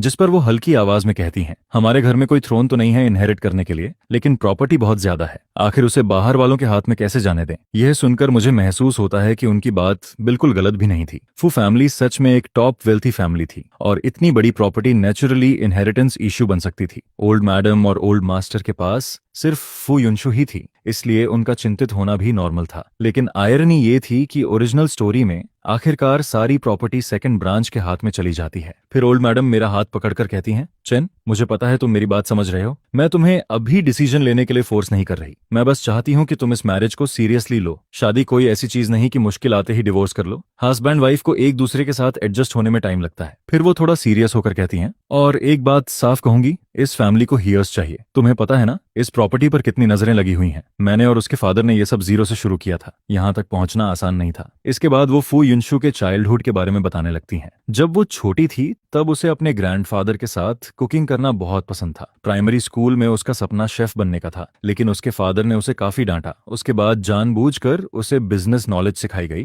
ताकि वो फ्यूचर में इस फैमिली की रिस्पॉन्सिबिलिटी संभाल सके। फिर वो धीरे से कहती हैं, मुझे अपनी बेटी पर बहुत दया आती है, लेकिन ये रिस्पॉन्सिबिलिटी है जिसे उसे उठाना ही पड़ेगा। मैं चुपचाप बैठकर उनकी सारी बातें सुनता रहता हूँ। मेरे दिल में अजीब सी फीलिंग उठने लगती है। अब मुझे समझ आने लगता है कि जब उस दिन मैंने ग्रैंडफादर का जिक्र किया था तब फू युनशु का एक्सप्रेशन अचानक क्यों बदल गया था। शायद उसके चाइल्डहुड की सारी प्रेशर और मेमोरीज उसी से जुड़ी हुई थी, और शायद इसी वजह से वो बच्चे भी नहीं चाहती थी। जिस पर मैं धीरे से जवाब देता हूँ, मॉम, आपकी सारी बातें मैं समझता हूँ, लेकिन हमारी शादी को अभी ज्यादा वक्त नहीं हुआ, हमें थोड़ा समय चाहिए एक दूसरे के साथ एडजस्ट होने के लिए। और बच्चे की बात, वो सिर्फ चाहने से तुरंत नहीं हो जाता, हम दोनों अभी मेंटली तैयार नहीं है। लेकिन ओल्ड मैडम तुरंत बोलती हैं, मैंने तुम दोनों की प्राइमरियल हेल्थ रिपोर्ट देखी है, दोनों बिल्कुल हेल्दी हो, और लड़का लड़की अगर लंबे समय तक साथ रहें रहें तो फीलिंग्स अपने आप डेवलप हो जाती हैं, इसलिए जल्दी बच्चा होना ही सबसे अच्छा है। उनका सीरियस एक्सप्रेशन देखकर मैं पूरी तरह निरुत्तर हो जाता हूँ। उस रात आखिरकार फू युनशु को वापस बुला लिया जाता है, जिस पर ओल्ड मैडम सख्त आवाज में कहती हैं, तुम दोनों अपने रूम में जाओ और थोड़ा रिलेशनशिप इंप्रूव करो, चाहे सिर्फ बैठकर बातें ही क्यों ना करो। फू युनशु शायद उन्हें नाराज नहीं करना चाहती थी, इसलिए वो क्वाइटली उठती है और मुझे साथ आने का इशारा करती है। मैं रूम में जाकर कैजुअली सोफा पर बैठ जाता हूँ और फोन चलाते हुए शाम की सारी बातें सोचने लगता हूँ। डिनर के वक्त ओल्ड मैडम ने फू युनशु को काफी डांटा था। उन्होंने कहा था कि वेडिंग नाइट पर उसे मुझे अकेला नहीं छोड़ना चाहिए था, लेकिन पूरी बात सुनने के दौरान फू युनशु ना तो कुछ डिनाई करती है और ना ही कोई एक्सप्रेशन दिखाती है। वो बस चुपचाप सब सुनती रहती है, जिस पर मैं मन ही मन सोचता हूँ शायद वो इस बात को सीरियसली नहीं ले रही। तभी अचानक वो मेरी तरफ देखकर पूछती है, आज मॉम ने तुमसे काफी बातें की ना? मैं कैजुअली जवाब देता हूँ, मैं उन्हें वॉक पर ले गया था, उन्होंने बहुत सारी बातें बताई। बच्चों वाली बात मैं जानबूझकर मेंशन नहीं करता, लेकिन तभी वो सीधा पूछती है, क्या तुमने मॉम से कहा कि मैं तुम्हें इग्नोर करती हूँ? जिस पर मैं तुरंत बोलता हूँ, नहीं, वो तो उन्होंने खुद कहा था। फिर वो मेरी आंखों में देखते हुए पूछती है, लेकिन तुमने उन्हें एक्सप्लेन भी नहीं किया, सही कह रही हो ना? इसके बाद कमरे में कुछ सेकंड के लिए साइलेंस छा जाता है। फिर वो धीरे से पूछती है, तो अब तुम्हारा क्या प्लान है? वापस अलग अलग रूम्स में सोना है या फिर हस्बैंड वाइफ की रिस्पॉन्सिबिलिटीज निभानी शुरू करें? ऐसा भी नहीं है कि ये नहीं हो सकता। पिछले जन्म में मैंने कभी किसी से प्यार तक नहीं किया था और न ही कभी उस तरह की कोई चीज एक्सपीरियंस की थी। फो वॉन तो इतनी खूबसूरत और दिल हिला देने वाली है, फिर मैं क्यों मना करूं? बच्चे तो अभी जरूरी नहीं है, लेकिन हस्बैंड वाइफ वाली लाइफ तो हो सकती है। तब हम लोग प्रिकॉशंस यूज कर लेंगे, है ना? लगता है दादी ने इनहेरिटेंस वाली बात भी तुमसे कर ली है। क्या तुम फ्यूचर में होने वाले बच्चे की पोजीशन मजबूत करना चाहते हो? मेरा वो मतलब नहीं है, मैं बस हस्बैंड वाइफ की रिस्पॉन्सिबिलिटी निभाने की बात कर रहा था। रहने दो, रहने दो, आज मैं सोफा पर सो जाता हूँ। वापस आने के बाद भी एक ही रूम में रहने की जरूरत नहीं है। मैंने पहले ही मॉम से कह दिया था कि इस चीज की कोई जल्दी नहीं है। आखिर मैंने उस वक्त हाँ क्यों बोल दिया? अब तो मेरी असली रंगीन सोच सामने आ गई। इन 2 सालों में मेरा बच्चा पैदा करने का कोई प्लान नहीं है, और वैसे भी पहले मेरा अलग रूम में सोने का कोई इरादा नहीं था। ये सजेशन तो तुम्हारा था, मैं तुम्हारी राय की रिस्पेक्ट करती हूँ। अगर तुम सिर्फ मॉम की बात मानकर मेरे साथ कोऑपरेट कर रहे हो तो उसकी बिल्कुल जरूरत नहीं है। मुझे किसी को फोर्स करके हस्बैंड वाइफ की ड्यूटी निभाना पसंद नहीं है, और जहां तक हमारी शादी का सवाल है, तुम्हें उसकी भी चिंता करने की जरूरत नहीं है। फो और ऑन फैमिली की ये शादी बिजनेस बेनिफिट से जुड़ी हुई है। उसकी बातें सुनकर मेरा दिमाग थोड़ा सुन्न पड़ जाता है। मैं तो यहाँ दूसरी दुनिया में सिर्फ लाइफ एंजॉय करने आया था। मैं बस आज के लिए जीना चाहता हूँ। ये कोई दादी का प्रेशर नहीं है, मैं तो बस मॉम से नॉर्मली बात कर रहा था। उनकी बातें सुनकर लगा कि वो गलत भी नहीं कह रही हैं। अगर तुम फिर भी ऐसा ही सोचती हो तो मैं क्या ही कह सकता हूँ। और वैसे भी हस्बैंड वाइफ वाली रिस्पॉन्सिबिलिटी हर बार अवॉइड नहीं की जा सकती। जब तक डिवोर्स ना हो, क्या हम हमेशा बिना फिजिकल रिलेशनशिप वाली मैरिज में ही रहेंगे? ये आदमी सच बोल रहा है या बस मुझे खुश करने के लिए बोल रहा है? तभी मैं देखता हूँ कि वो मुझे लगातार बिना पलक झपकाए घूरे जा रही है, जिस पर मैं फैसला करके उसे सीधे अपनी बाहों में खींच लेता हूँ और फिर गोद में उठाकर बेड की तरफ ले जाता हूँ। इसके बाद मैं उसे धीरे से बेड पर रख देता हूँ। तभी मुझे फील होता है कि उसका पूरा बॉडी स्टिफ हो चुका है। टेंशन मत लो, आज कुछ भी प्रिपेयर नहीं है, मैं तुम्हें टच नहीं करूंगा। हम बस फ्रेश होकर सो जाते हैं। अगली सुबह जब मेरी आंख खुलती है तब तक मेरे बगल में कोई नहीं होता। फ्रेश होकर नीचे जाने के बाद वो पूछती है, अब ठीक फील कर रहे हो? इधर आकर बैठो। कल रात अच्छी नींद आई थी? जिस पर मैं कहता हूँ, हाँ बहुत अच्छी। आज सैटरडे है और तुम दोनों को काम पर भी नहीं जाना, कहीं घूमने चले जाओ। हमारे फैमिली का एक रिसोर्ट एरिया है, वहाँ का व्यू काफी सुंदर है। वान तो तुम्हें वहाँ घुमाने ले जाए तो कैसा रहेगा? मॉम डैड की उम्र अब काफी हो चुकी है, इसलिए कुछ बातें अगर मैं मान सकता हूँ तो मना नहीं करूंगा। बस वो खुश रहें, उसके लिए मैं कुछ भी करने को तैयार हूँ। मुझे लगा था कि जो चीज वो नहीं करना चाहती उसके लिए कोई भी उसे फोर्स नहीं कर सकता, लेकिन फो वानथुर बहुत ही ओबीडियंट डॉटर निकली। माँ बेटी का ऐसा रिश्ता देखकर मुझे काफी अच्छा लगता है। मैं कार की विंडो से बाहर सड़क को देखते हुए पुरानी यादों में खो जाता हूँ। इस दुनिया में आने के बाद दूर रहने वाले पेरेंट्स ने सिर्फ हमारी शादी के दूसरे दिन मुझे एक मैसेज भेजा था। उन्होंने कहा था, इतनी दूर आने की जरूरत नहीं है, नई बहू को वापस घर मत लाना। उसके बाद उन्होंने ज्यादा कांटेक्ट भी नहीं किया। सच कहूं तो मेरे अंदर हमेशा फैमिली अफेक्शन की कमी रही है, लेकिन ओरिजिनल बॉडी वाले पेरेंट्स का तो पहले ही डिवोर्स हो चुका था। ओरिजिनल ओनर बचपन से ही काफी इंडिपेंडेंट लाइफ जी रहा था। उस दिन जब मेरे पास कोई काम नहीं था, तब मैंने शादी के बाद पेरेंट्स द्वारा दिए गए एसेट्स का हिसाब लगाया। अगर सबको कैश में बदलें तो करीब 100 मिलियन से ज्यादा की प्रॉपर्टी निकलती है। कैश के अलावा उसमें बहुत सारी रियल एस्टेट और कंपनी शेयर्स भी शामिल हैं। मतलब अगर मैं फो फैमिली पर डिपेंड ना भी करूं तब भी पूरी जिंदगी आराम से काट सकता हूं। हालांकि ओरिजिनल ओनर अपने पेरेंट्स के करीब नहीं था, लेकिन उन्होंने उसे देने वाली चीजों में कभी कमी नहीं छोड़ी। फिर मुझे अपने पेरेंट्स याद आ जाते हैं। वो तो मेरी कॉलेज फीस तक नहीं दे पाए थे। पूरा खर्च मैंने खुद पार्ट टाइम जॉब्स करके निकाला था। जॉब मिलने के बाद भी मुझे घर पैसे भेजने पड़ते थे। इसी सोच में मुझे पता ही नहीं चलता कि कार रिजॉर्ट की पार्किंग में पहुंच चुकी है, जिस पर वो पूछती है, क्या सोच रहे हो? पहुंच गए हैं, नीचे उतरते हैं। मैं अपने चेहरे पर हल्का थपथपाता हूँ। पता नहीं क्यों बेकार की बातें सोचता रहता हूँ। अभी की लाइफ इतनी आरामदायक है, मुझे खुश रहना चाहिए। कार से उतरते ही मुझे कुछ बड़े पुराने पेड़ दिखाई देते हैं। तभी मैं रुककर फोटो ले रहा होता हूँ और दूसरी तरफ फोवांतु टिकट काउंटर वाले स्टाफ से कुछ बात कर रही होती है। तभी कोई आवाज देता है, जीजा जी, जिस पर मैं तुरंत पहचान जाता हूँ। ये फो तिन्हा है, फो वैंतु का कजन। सही कहें तो वो सेकंड फैमिली ब्रांच का अडॉप्टेड सन है। नॉवेल में मेंशन था कि नाम तिन्हा जब 6 साल का था तब उसकी रियल फैमिली के साथ एक्सीडेंट हो गया था। बाद में सेकंड मैडम ने उसे अडॉप्ट कर लिया और वो पूरे परिवार का लाडला बन गया क्योंकि वो सबसे छोटा था, ऊपर से क्यूट और ओबीडियंट भी, इसलिए एल्डर्स भी उसे बहुत प्यार करते थे और बड़े भाई बहन भी बचपन से उसे पैम्पर करते आए थे। जिस पर फो वानथुर उससे पूछती है, यहाँ काम कैसा चल रहा है, ज्यादा बिजी तो नहीं रहते? वो जवाब देता है, सब बहुत अच्छा है। जब मैं यहाँ आया तब समर सीजन भी खत्म हो चुका था। थैंक्स सिस्टर, आपने डैड से कहकर मुझे यहाँ काम दिलवाया। मुझे ये जगह बहुत पसंद है। जिस पर वो मुस्कुराकर कहती है, पसंद है तो अच्छी बात है। आज सैटरडे है इसलिए मैं और तुम्हारे जीजा बस थोड़ा घूमने आए हैं। तभी वो एक्साइटेड होकर कहता है, तो फिर मैं आप दोनों को घुमाता हूँ। वैसे भी अभी मैं फ्री हूँ। सिस्टर जीजा, आप दोनों को ऐसे कभी कभी डेट पर निकलना चाहिए। तभी वो हंसते हुए कहती है, हमें तो दादी ने जबरदस्ती भेजा है, नहीं तो हम दोनों कहाँ बाहर निकलते। इसके बाद हम साइट सीइंग कार की पीछे वाली सीट पर बैठ जाते हैं। टीन रास्ते भर व्यूज के बारे में एक्सप्लेन करता रहता है। चारों तरफ का सीनरी बहुत सुंदर होता है और कई लोग खुले मैदान में कैंपिंग भी कर रहे होते हैं। तभी वो पूछता है, आज आप लोग यहीं रुकना चाहेंगे? यहाँ के ट्री हाउसेस बहुत शानदार हैं। दोपहर में सनसेट दिखता है और रात में स्टार्स भी साफ दिखाई देते हैं। ये सुनकर मैं तुरंत एक्साइटेड हो जाता हूँ। मेरे सामने बना ट्री हाउस पूरा वुडन स्ट्रक्चर का होता है। ऊपर जाने के लिए स्टेयर्स हैं और नीचे आने के लिए स्लाइड लगी हुई है। वहाँ एक स्विंग भी टंगा हुआ है। ट्री हाउस की बड़ी सी विंडो पर विंड चाइम्स लटक रही होती हैं जो बहुत सुंदर लगती हैं। जिस पर मैं पूछता हूँ, क्या हम सच में यहाँ रुक सकते हैं? मैं इमेजिन भी नहीं कर सकता कि मैं कितना खुश हूँ। वो हंसते हुए कहता है, बिल्कुल रुक सकते हैं, ये सब अपना ही है। जीजा जी, आपको जो रूम पसंद आए उसमें रह सकते हैं। जिस पर मैं कहता हूँ, तुम अरेंज कर दो, आज हम यहीं रुकेंगे। इसके बाद वो बताता है कि यहाँ हर दिन लोग सफाई करने आते हैं। अभी मैं किसी को एक्स्ट्रा सामान प्रिपेयर करने के लिए बोल देता हूँ। ये कहकर वो मुझे आंख मारता है। उसका वो विंक देखकर ही समझ आ जाता है कि उसके दिमाग में जरूर कुछ चल रहा है। इसके बाद हम कुछ और जगह घूमते हैं, फिर रेस्टोरेंट जाकर खाना खाते हैं। तभी वो कहता है, सिस्टर जीजा, दोपहर में मेरी मीटिंग है इसलिए मैं आगे आपके साथ नहीं रह पाऊंगा। ट्री हाउस सब तैयार करवा दिया है, आप लोग पहले जाकर थोड़ा रेस्ट कर लीजिए, फिर बाद में घूमना। जिस पर फोवांथुर कहती है, ठीक है, तुम अपना काम देखो, हम दोनों खुद घूम लेंगे। फोवांथु मेरे पीछे चलते हुए हल्के से मुस्कुरा रही होती है।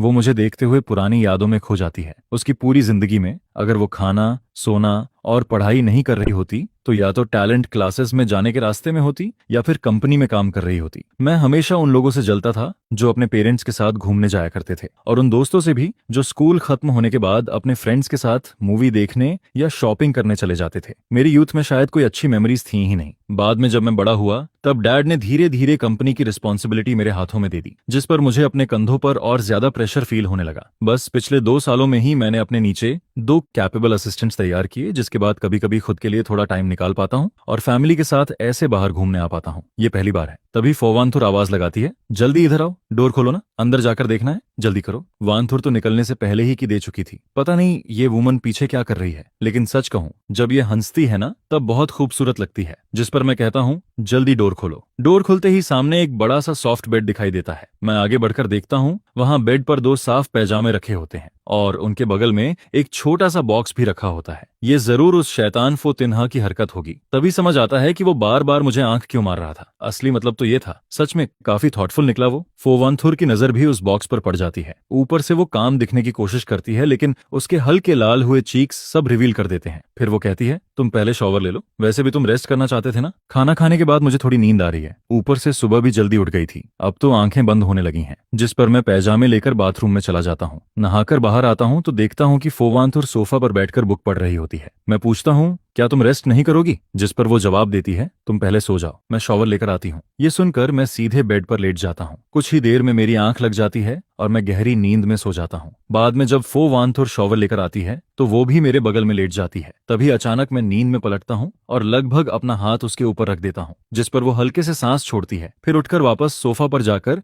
का बुक पढ़ने लगती है। जब मेरी आंख खुलती है तब मैं खुद को बेड के दूसरी तरफ पाता हूँ। मैं तुरंत फोवांथु की तरफ देखता हूँ। तभी वो भी आंखें खोल देती हैं। जिस पर मैं पूछता हूँ, क्या मैं ज्यादा जगह घेर रहा था इसलिए तुम सो नहीं पाई? अगर चाहो तो मैं फोतिनहा से एक और रूम तैयार करने को कह दूं, जिस पर वो कामली जवाब देती है जरूरत नहीं है, ये हाई क्लास मैरिज है। अगर हस्बैंड वाइफ का रिश्ता स्टेबल दिखेगा तो दोनों फैमिलीज के बिजनेस के लिए अच्छा रहेगा, वरना बाहर लोग बातें बनाएंगे और कंपनी के शेयर्स पर भी असर पड़ सकता है, इसलिए बाहर कम से कम थोड़ा ध्यान रखना चाहिए।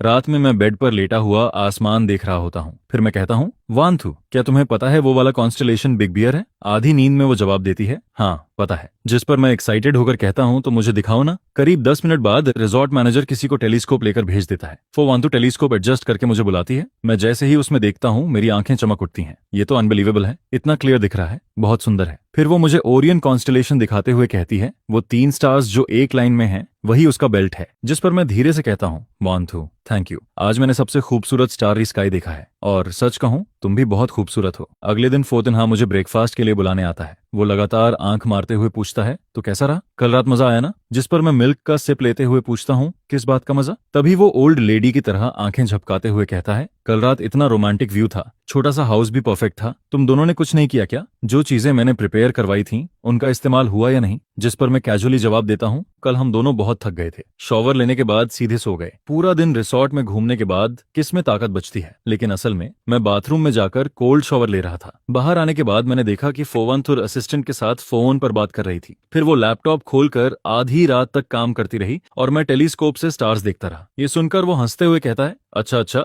मैं तो बस तुम दोनों का रिलेशनशिप और वार्म करने की कोशिश कर रहा था, लेकिन मेरे लिए पिछली रात सच में अनफॉरगेटेबल मेमोरी बन गई। रिसोर्ट से वापस आने के बाद फोवांतु मुझसे कहती है, मॉम को उनकी कुछ ओल्ड फ्रेंड्स घूमने ले गई हैं, इसलिए अगले कुछ दिनों तक ओल्ड मैंशन जाने की जरूरत नहीं है। सच में ओल्ड मैडम भी कम नहीं है, हाथ टूटने के बाद भी उनका घूमने का मन नहीं रुकता। मैं 2 दिन घर में पड़ा रहा और अब बोरियत होने लगी। बुक्स पढ़ने और लेसन प्लान्स देखने के अलावा कुछ करने को नहीं था। ओरिजिनल ओनर शायद हमेशा वर्कआउट मेंटेन करता था, लेकिन मुझे तो टेनिस खेलना ज्यादा पसंद है, क्यों मैं ना किसी को साथ खेलने के लिए बुलाऊं? तभी अचानक फोन बजता है। दूसरी तरफ से आवाज आती है, भाई बचाओ, क्या हुआ? बच्चा स्कूल चला गया है, मैं बोर्डम से मर रहा हूँ, अगर और घर में बंद रहा तो सच में फंगस लग जाएगी। उस दिन तुम्हारी घूमने वाली फोटोज देखी थी, जेलसी से पागल हो गया था, लेकिन वीकेंड में बच्चा घर पर था इसलिए कहीं जा नहीं पाया। ये सुनकर मैं हंस देता हूँ। इसका मेंटल स्टेट देखकर लगता ही नहीं कि कोई बड़ी प्रॉब्लम हुई है। सच में जैसे नींद में पड़े इंसान को पिलो मिल जाए। फिर मैं पूछता हूँ, टेनिस खेलने चलेगा? जिस पर वो तुरंत एक्साइटेड होकर कहता है, बिल्कुल, मेरे घर पर प्राइवेट टेनिस कोर्ट है, वहां आराम से खेलेंगे, कोई डिस्टर्ब भी नहीं करेगा, जैसे चाहो वैसे खेलना। मैं भी तुरंत एग्री कर देता हूँ। वैसे भी प्लेस और प्लेइंग पार्टनर दोनों एक साथ मिल गए, और उसका घर भी हमारे घर से ज्यादा दूर नहीं था, कार से सिर्फ आधा घंटा लगता है। बाद में बस अंकल लियो से कह दूंगा मुझे वहां छोड़ दिया करें। मैं पूरे घर में सूटेबल स्पोर्ट्स क्लोथ्स ढूंढता हूँ, लेकिन कुछ नहीं मिलता। तभी समझ आता है कि ओरिजिनल ओनर को स्पोर्ट्स में इंटरेस्ट ही नहीं था, इसलिए उसने कुछ प्रिपेयर नहीं किया। जिस पर मैं अंकल लियो से मॉल चलने को कहता हूँ।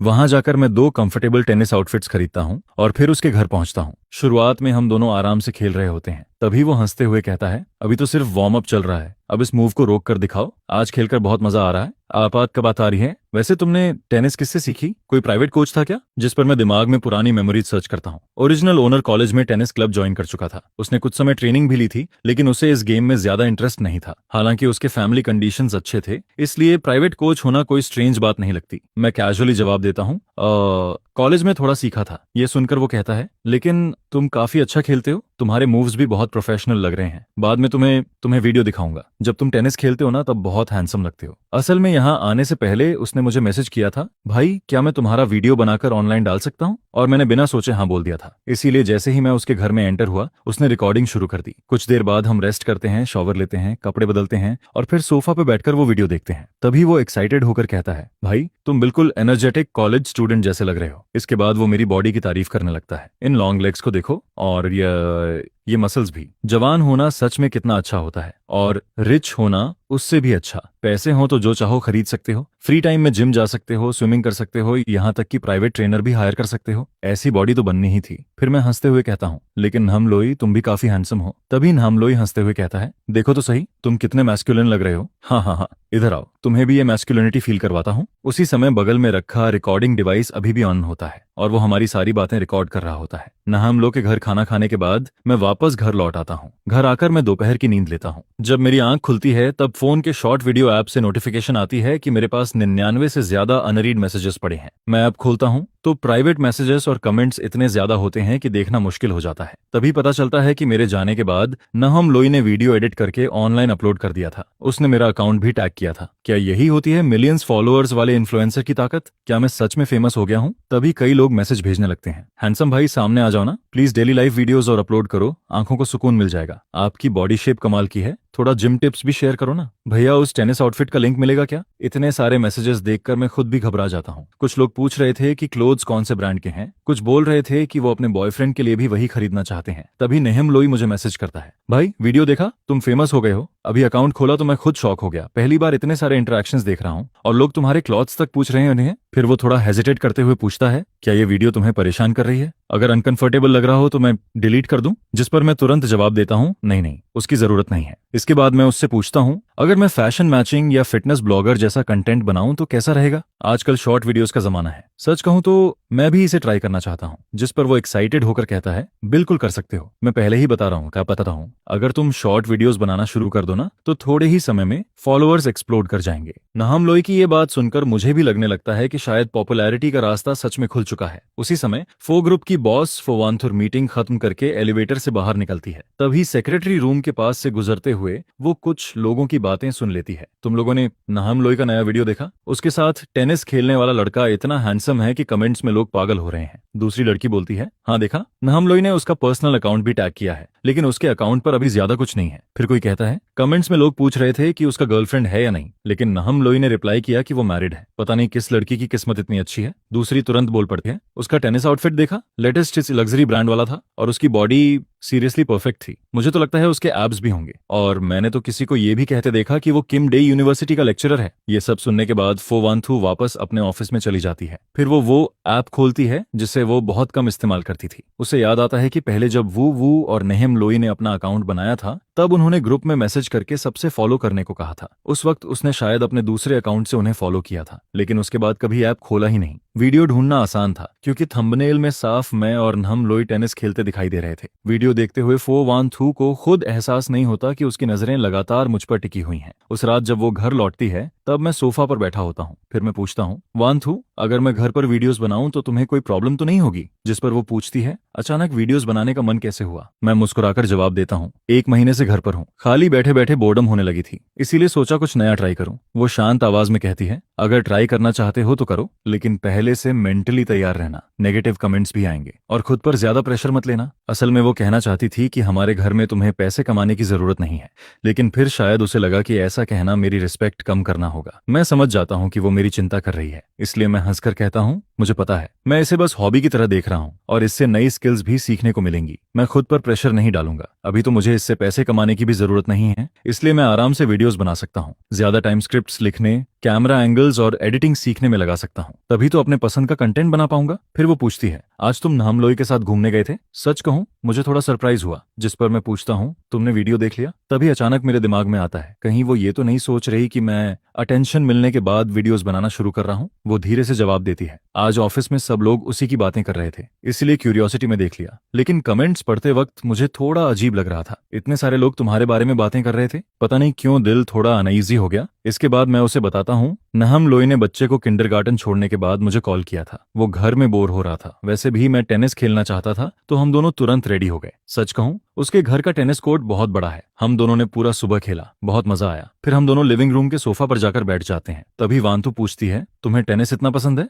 मैं जवाब देता हूँ, हाँ, कॉलेज के समय से खेल रहा हूँ, सो ख्वाटा हूँ। मास्टर्स के दौरान ज्यादा टाइम नहीं मिला, इसलिए छोड़ दिया था। अब थोड़ा फ्री हूँ तो फिर से शुरू करना चाहता हूँ। फिर मैं उससे पूछता हूँ, वांथु, तुम्हें टेनिस खेलना आता है? सुना है वो भी अच्छा खेलती है, कभी हम दोनों कपल्स साथ में खेल सकते हैं। जिस पर वो हल्का मुस्कुराकर कहती है, हाँ, मुझे थोड़ा बहुत आता है। मैं तुरंत कहता हूँ, अगर नहीं भी आता तो कोई बात नहीं, मैं तुम्हें सिखा दूंगा। इसी दौरान नाम लोई द्वारा अपलोड किया गया वीडियो लगातार वायरल होता जा रहा था। जब लोग मेरे प्रोफाइल पर आते हैं तो उन्हें मेरा पहला अपलोडेड वीडियो भी दिखाई देता है। वीडियो अपलोड होने के सिर्फ 2 घंटे में ही व्यूज 1 लाख पार कर जाते हैं। फॉलोअर्स भी तेजी से बढ़ने लगते हैं, जिस पर मैं एक्साइटेड होकर सोचता हूँ, लगता है मैंने पॉपुलैरिटी का असली कोड पकड़ लिया है। अच्छा हुआ जो मैंने 1-on-1 फिटनेस कोच हायर किया था। पहले ट्रेनिंग सेशन के बाद ही मैंने एक वर्कआउट शेयरिंग वीडियो बना लिया। वीडियो में मैं कुछ आसान एक्सरसाइजेस सिखा रहा होता हूँ। ये वीडियो एक प्रोफेशनल जिम रूम में शूट किया गया था। वीडियो शूट और एडिटिंग सीखने के लिए मैंने कुछ ऑनलाइन कोर्सेज भी ज्वाइन किए और ये पूरा प्रोसेस मुझे बहुत अचीवमेंट वाला फील दे रहा था। इसी दौरान एक दिन मुझे लियंगतम का फोन आता है, जो ओरिजिनल ओनर की रियल मदर होती है। वो पूछती है, बेटा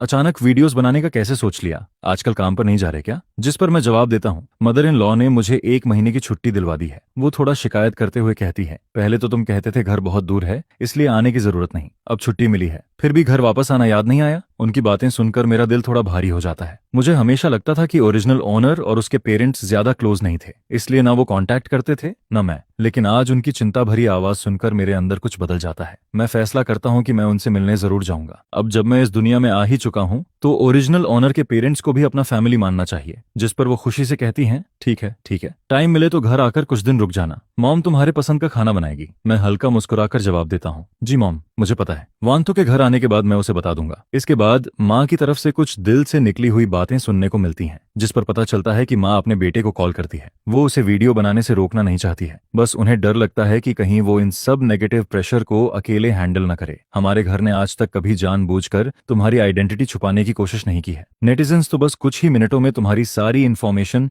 जड़ तक निकाल सकते हैं। जिस पर माँ पूछती है कि क्या तुमने इससे डील करने का कोई तरीका सोच लिया है? जिसके जवाब में कहता है कि उसे अच्छे से पता है कि उसे क्या करना है। ओरिजिनल ओनर वैसे भी बड़े लोगों की दुनिया का यंग मास्टर था। उसकी आइडेंटिटी में ऐसा कुछ भी नहीं है जिसे लेकर लोग ज्यादा डींग करें, और ना ही कोई स्कैंडल है जिस पर वो सोचता है कि आखिर डरने वाली बात ही क्या है। बल्कि उसने तो ओरिजिनल ओनर के ग्रैंड पेरेंट्स तक की इन्फॉर्मेशन भी खास तौर पर चेक की थी। पूरे फैमिली की 3 पीढ़ियां अच्छे कैरेक्टर वाली रही हैं, और अब के टाइम में तो ट्रैफिक ही किंग है। क्या पता इससे कंपनी को थोड़ा फायदा ही मिल जाए, शायद उसे एक्स्ट्रा डिविडेंड भी मिल जाए। इसके बाद उसके पास ओरिजिनल ओनर के रियल फादर का भी कॉल आता है, जिस पर वो कहते हैं, बेटा वही बात फिर से कहूंगा, जो करना है करो, अगर कोई प्रॉब्लम आए तो सीधे मुझे बताना, मैं सब संभाल लूंगा। यह सुनकर उसे पहली बार ऐसा फील होता है कि चाहे कुछ भी हो जाए उसके पीछे खड़े रहने वाला कोई है। ओरिजिनल ओनर सच में प्यार की कमी वाला इंसान नहीं था। फिर उसका दोस्त उसकी तारीफ करते हुए कहता है, नाइस है भाई, वीडियो काफी अच्छा शूट किया है, तो अब कंपनी के प्रोडक्ट्स प्रमोट कब कर रहा है? जिस पर वो हंसते हुए कहता है, अरे दीदी को मेरी क्या जरूरत पड़ेगी, मेरी थोड़ी बहुत पॉपुलैरिटी की तुलना उन बड़े स्टार्स से कैसे होगी? वो लोग बस एक लाइव स्ट्रीम में करोड़ों की सेल्स कर देते हैं, मैं तो बस मजाक में बोल रहा था। दीदी अगर मुझे सपोर्ट करती है तो वो सिर्फ एक लाइन बोलने भर की बात है। जिस पर सामने वाला कहता है कि उसने ये बात पहले ही उसकी सिस्टर को बता दी है और उसकी सारी इन्फॉर्मेशन भी प्रॉपरली सिक्योर रखी जाएगी। यह सुनकर वो चैन की सांस लेते हुए थैंक यू बोल देता है। इसके बाद शिया युनझो उसे डिनर के लिए बुलाता है, जिस पर वो आन जांग से कहता है कि आज रात शिया युनझो ने उसे बाहर खाने पर बुलाया है,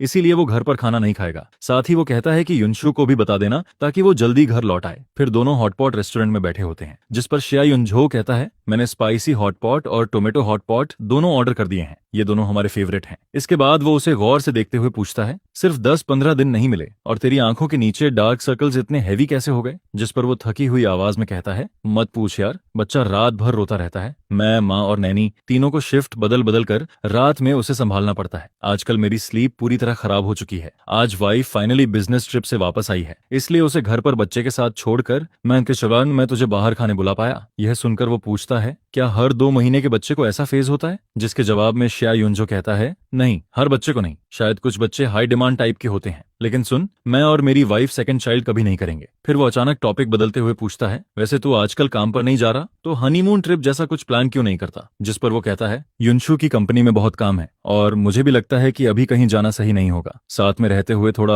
ऑकवर्ड फील होता है। यह सुनकर शिया युनझो जोर से हंस पड़ता है, क्या ऑकवर्ड भाई? कहीं ऐसा तो नहीं कि तुम दोनों के बीच अभी तक कुछ हुआ ही नहीं? यह सुनकर वो तुरंत घबरा जाता है और कहता है, अरे ये हॉटपॉट रेस्टोरेंट है, मेरा घर नहीं, कैसी बातें कर रहा है? जिस पर शिया युनझो आराम से कहता है, रिलैक्स, यहाँ कौन हमारी बातें सुन रहा है, लेकिन सच बोलूं तो ऐसे सेक्सलेस मैरिज में रहना ठीक नहीं है। यह सुनकर वो थोड़ा शर्माते हुए कहता है, इस बारे में मैं बस इतना कह सकता हूँ कि हम किस कर चुके हैं। फिर वो बताता है कि इन दिनों युनशु खाना खाने के बाद सीधे स्टडी रूम में चली जाती है और जब तक वो बेडरूम में लौटती है तब तक वो खुद सो चुका होता है। रिसोर्ट से वापस आने के बाद से उसे ऐसा लग रहा है कि युनशु जानबूझकर उससे दूरी बना रही है। जिस पर शिया युनझो कहता है, ये कैसे हो सकता है? वो खाना खाकर स्टडी रूम में जाती है तो तू उसका इंतजार नहीं कर सकता? लेकिन वो बात टालते हुए कहता है, छोड़ना, अब खाना खाते हैं। इसके बाद वो घर लौट आता है, जिस पर सर्वेंट उसे देखकर कहती है, यंग मास्टर वापस आ गए। फिर वो बताती है कि ये कॉफी मैडम युनशु के लिए है। ये सुनकर वो पूछता है, इतनी रात में भी कॉफी? जिस पर सर्वेंट बताती है कि मैडम ने खुद प्रिपेयर करने को कहा है, शायद आज इंटरनेशनल मीटिंग है इसलिए देर तक काम करना पड़ेगा। फिर सर्वेंट उससे कहती है कि वो कॉफी ऊपर पहुंचा दे, लेकिन वो खुद कॉफी हटाकर युनशु के लिए वार्म मिल्क तैयार करता है।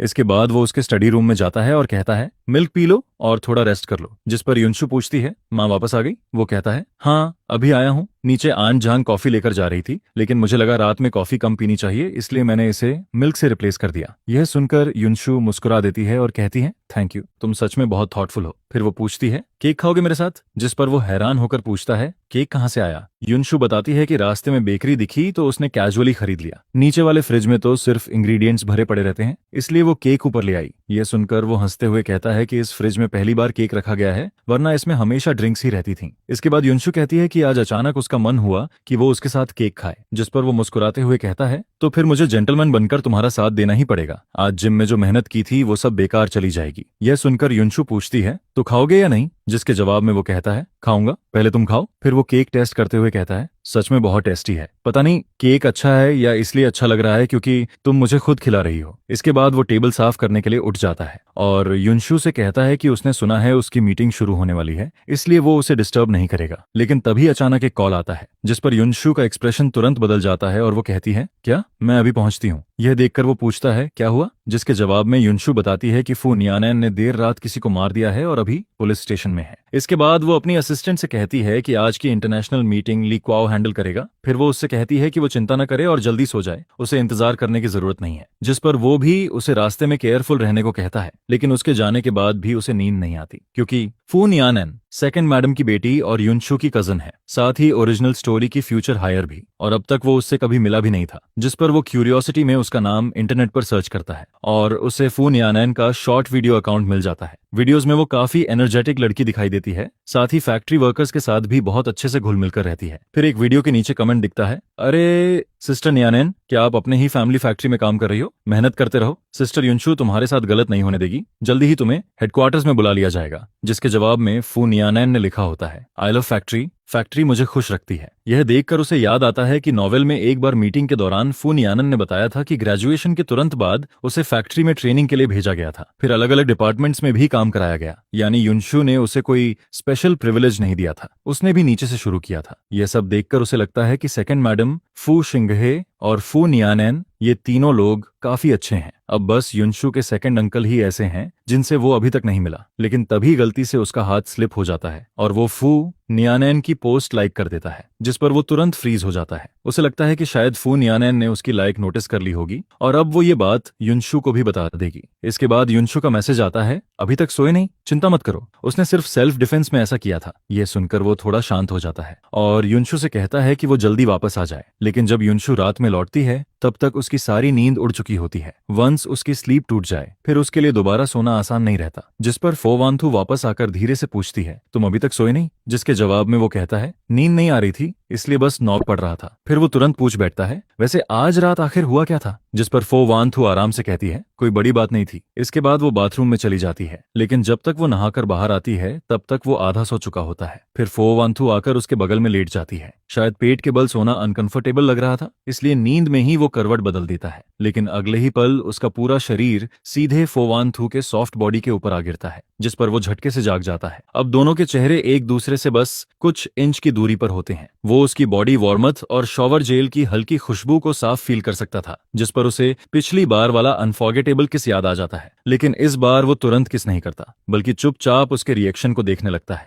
धीरे धीरे फो वांथुर का चेहरा लाल होने लगता है। यह देखकर उसका हार्ट बीट भी तेज हो जाता है। फिर दोनों बस एक दूसरे को देखते रहते हैं और कमरे का एटमॉस्फेयर धीरे धीरे रोमांटिक और एम्बिगियस होने लगता है, जिस पर वो धीरे से उसके करीब आता है और उसके लिप्स पर हल्का सा किस कर देता है। इसके बाद अगली सुबह जब उसकी आंख खुलती है तब तक उसके बगल में सो रही वुमन जा चुकी होती है। वो फोन उठाकर टाइम देखता है और सुबह के 10 बज चुके होते हैं। फिर उसे फो वांथू का मैसेज दिखता है, मैं ऑफिस जा रही हूँ, जिस पर उसके चेहरे पर हल्की स्माइल आ जाती है। वो रिप्लाई करने ही वाला होता है कि तभी उसकी मदर इन लॉ का वीडियो कॉल आ जाता है, जिस पर वो तुरंत कॉल उठाकर कहता है, गुड मॉर्निंग मॉम। यह सुनकर वो हंसते हुए कहती हैं, अरे मैंने कहीं तुम्हारी नींद तो खराब नहीं कर दी? जिसके जवाब में वो कहता है, नहीं मॉम, मैं भी अभी अभी उठा हूँ। फिर वो पूछता है, आप घर वापस आ गई? जिस पर वो कहती हैं, हाँ आज सुबह ही पहुंची हूँ, दोपहर में यहाँ आ जाना, मैं तुम दोनों के लिए बहुत सारे गिफ्ट्स लाई हूँ। जिस पर वो तुरंत हामी भर देता है। इसके बाद जब वो पुराने घर के कोर्टयार्ड में पहुंचता है तब वो देखता है कि उसकी मदर इन लॉ किसी आदमी से बात कर रही हैं। पास जाकर देखने पर उसे पता चलता है कि वो आदमी फोवानथू का सेकंड अंकल है। जिस पर वो पोलिटली ग्रीट करता है। फिर सेकंड अंकल कहते हैं, सुना था तुम्हारी माँ वापस आ गई हैं, इसलिए लिन सिटी लौटने से पहले मिलने आ गया। इसके बाद वो उससे पूछते हैं, आज तुम काम पर नहीं गए? जिस पर उसकी मदर इन लॉ हंसते हुए कहती हैं, अरे अभी अभी तो दोनों की शादी हुई है, इसलिए मैंने सोचा थोड़ा छुट्टी दे दूं। हनीमून पर जाने का भी प्लान था, लेकिन मेरा हाथ टूट गया, इसलिए दोनों मेरे पास रुक गए। यह सुनकर सेकंड अंकल कहते हैं, वैसे भी छुट्टी ले ही रखी है तो घर पर आराम करना बुरा नहीं है, बाद में स्कूल वापस जाकर पढ़ाना शुरू करेगा तो काफी बिजी हो जाएगा। फिर वो अपने बेटे का जिक्र करते हुए कहते हैं, हमारे टीना हा का भी यही हाल है, काम शुरू करो तो फिर एंजॉय करने का टाइम ही नहीं मिलता, रोज इतना बिजी रहता है कि हालत खराब हो जाती है। इसके बाद वो जाने लगते हैं। जिस पर वो कहता है, सेकंड अंकल मैं आपको बाहर तक छोड़ देता हूँ। रास्ते में सेकंड अंकल उससे पूछते हैं, सुना है तुम ऑडिटिंग मेजर पढ़ाते हो? जिसके जवाब में वो कहता है, जी सही सुना आपने। जिस पर सेकंड अंकल कहते हैं, ये फील्ड काफी प्रॉमिसिंग है, तुमने कभी अकाउंटिंग फर्म्स ज्वाइन करने के बारे में नहीं सोचा? कुछ फर्म्स तो इतनी अच्छी हैं कि तुम आराम से चूज कर सकते हो। यह सुनकर वो हल्का मुस्कुरा देता है और कहता है, आप मजाक कर रहे हैं, मैं इतना कैपेबल कहाँ हूं, और वैसे भी अकाउंटिंग फर्म्स में बहुत वर्कलोड होता है, मैं थोड़ा स्टेबल और आराम वाला काम चाहता हूँ। हालांकि उसके मन में आता है कि पिछले लाइफ में उसका सबसे बड़ा सपना बिग 4 फर्म्स में जाना था, लेकिन वो इंटर्नशिप तक हासिल नहीं कर पाया था और उसे अच्छे से पता था कि उन बड़ी फर्म्स में कितना प्रेशर होता है। जिस पर वो आगे कहता है, मेरे लिए एक नॉर्मल लेक्चरर बनकर रहना ही काफी अच्छा है। यह सुनकर सेकंड अंकल बस हल्का सा सिर हिलाते हैं और कुछ नहीं कहते। फिर वो कार में बैठकर वहां से निकल जाते हैं, लेकिन उनके जाने के बाद भी वो उनकी बातों के बारे में सोचता रहता है। तभी ओल्ड मैडम उसका हाथ पकड़कर कहती हैं, आगे से अपने सेकंड अंकल से थोड़ा सावधान रहना। जिस पर वो आगे बताती हैं, उसका दिमाग बहुत चालाक है, सामने कुछ और पीछे कुछ और करता है, बहुत केयरफुल रहना। फिर वो पुराने दिनों की बातें बताने लगती हैं। जब मैं और तुम्हारे फादर बिजनेस शुरू कर रहे थे तब ग्रैंडफादर ने हमें कुछ शुरुआती पैसे दिए थे, लेकिन फोकिनह वी को लगा कि ग्रैंडफादर उसे इग्नोर कर रहे हैं, इसलिए उसने भी पैसे मांगे और हमारे जैसा बिजनेस शुरू किया। लेकिन बाद में जब हमारा बिजनेस सक्सेसफुल हो गया तब वो जिद करने लगा कि ग्रैंडफादर ने सीक्रेटली हमें एक्स्ट्रा सपोर्ट दिया था, इसलिए वो कंपनी का आधा हिस्सा मांगने लगा। उस वक्त ग्रैंडफादर बहुत बीमार थे। तुम्हारे फादर नहीं चाहते थे कि फैमिली फाइट की वजह से वो चैन से आंखें भी बंद न कर पाएं, इसलिए उन्होंने कंपनी का आधा हिस्सा उसे दे दिया। लेकिन बाद में वो उस हिस्से को लेकर सीधे लिन सिटी चला गया और अलग कंपनी शुरू कर दी। हमेशा यही साबित करना चाहता था कि वो हमसे ज्यादा कैपेबल है, लेकिन इतने सालों बाद भी उसकी कंपनी में कोई खास प्रोग्रेस नहीं हुई। आज वो यहाँ सिर्फ इसलिए आया था ताकि मेरे थ्रू वानथू पर प्रेशर डाल सके और कुछ प्रोजेक्ट्स अपने लिए ले सके। यह सुनकर उसे भी समझ आ जाता है कि यह आदमी बाहर से काम दिखता है, लेकिन अंदर से काफी नैरो माइंडेड और कैलकुलेटिंग है। फिर ओल्ड मैडम आगे कहती हैं, पहले वो टीना हा को भी फो ग्रुप हेडक्वार्टर्स में भेजना चाहता था, लेकिन टीना हा खुद वहां काम नहीं करना चाहता था, इसलिए वानथू ने उसे टूरिज्म एरिया में काम दिलवा दिया। अभी उसकी बातों में भी हिडन कंप्लेन थी। वो इनडायरेक्टली ब्लेम कर रहा था कि वानथू ने उसके बेटे को हेडक्वार्टर्स में जगह नहीं दी।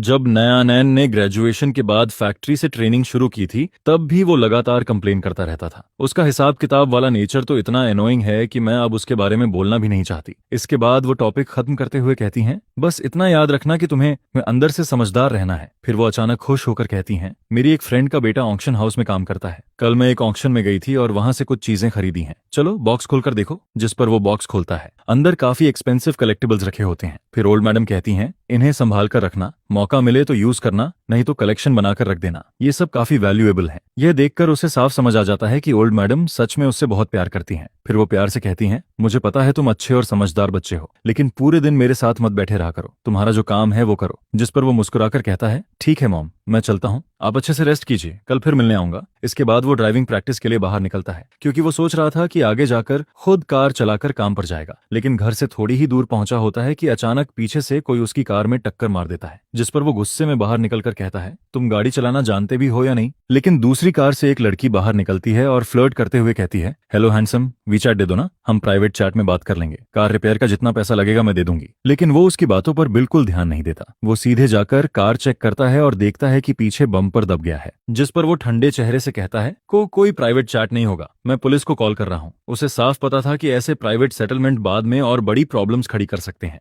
इसके बाद ट्रैफिक पुलिस जल्दी ही वहां पहुंच जाती है और दोनों को गाड़ियां साइड में लगाने के लिए कहती है ताकि मामला सेफली हैंडल हो सके। लेकिन तभी सामने एक ब्लैक कार आकर रुकती है और अगले ही पल फोवानथू जल्दी से बाहर निकलती है। जिस पर वो घबराकर पूछती है, अनथान तुम ठीक हो ना? जिसके जवाब में वो कहता है, मैं ठीक हूँ, गलती सामने वाली की थी, ट्रैफिक पुलिस सब हैंडल कर चुकी है। फिर वो हैरानी से पूछता है, लेकिन तुम यहाँ कैसे पहुंच गई? जिस पर फो वान तू कहती है, तिन्ह हाँ ने मुझे बताया, मुझे चिंता हो रही थी इसलिए खुद देखने चली आई। ये सुनकर वो मन ही मन सोचने लगता है कि फो तिन्ह हाँ का मुंह सच में बहुत फास्ट है।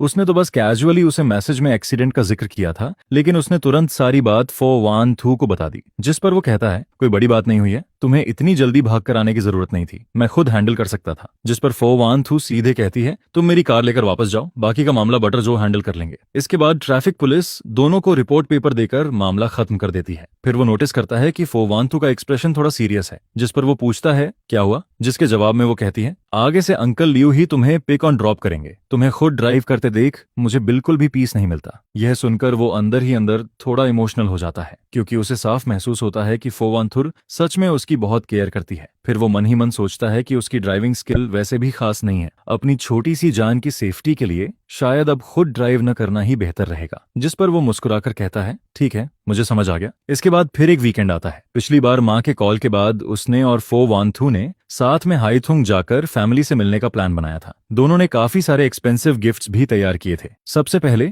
वो अपनी मैटरनल फैमिली के घर पहुंचते हैं, लेकिन कोर्टयार्ड में कदम रखते ही उन्हें एक लड़की की लाउड आवाज सुनाई देती है, प्लीज मेरा कार्ड अनलॉक कर दो ना, मुझे सच में अपनी गलती का एहसास हो गया है, आगे से ऐसा नहीं करूंगी। जिस पर उसे याद आता है कि ये कॉक किम निगियन है, ओरिजिनल ओनर की बायोलॉजिकल मदर और स्टेप फादर की बेटी। अभी वो 10th क्लास में पढ़ती है और उसका नेचर काफी रिबेलियस है। उसे याद आता है कि पहले इस लड़की ने उससे पैसे मांगे थे, उसने उसे 5000 युआन ट्रांसफर किए थे, लेकिन उसने उसे भी कम बता दिया। जिस पर उसने दोबारा पैसे भेजने से मना कर दिया था और कहा था कि जाकर अपने फादर से मांगो। अब वो सोचने लगता है कि इस बार आखिर उसने कौन सी ट्रबल क्रिएट कर दी है। तभी सर्वेंट अंदर आकर अनाउंस करता है, मास्टर और यंग मैडम आ गए हैं। यह सुनते ही उसके स्टेप फादर खुश होकर कहते हैं, अरे अंथान और वानथू आ गए। फिर वो कहते हैं, तुम्हारी माँ ब्यूटी ट्रीटमेंट के लिए बाहर गई है, मैं उसे अभी कॉल करके वापस बुलाता हूँ। लेकिन तभी किम नियन मुंह बनाते हुए कंप्लेन करती है, डैड आप कितने बायस्ड हैं, मैं वापस आती हूँ तो आपका चेहरा चिड़चिड़ा रहता है, लेकिन भाई आते ही आप फूल की तरह खिल जाते हो, जबकि रियल डॉटर तो मैं हूँ। जिस पर उसके स्टेप फादर बिना छुपाए कह देते हैं, हाँ मैं बायस्ड हूँ, अगर तुम अपने भाई जितनी समझदार होती तो मैं भी तुम्हारे साथ हंसकर बात करता। यह सुनकर किम नियन तुरंत फो वान थू के पास जाकर बोलती है, सिस्टर इन लॉ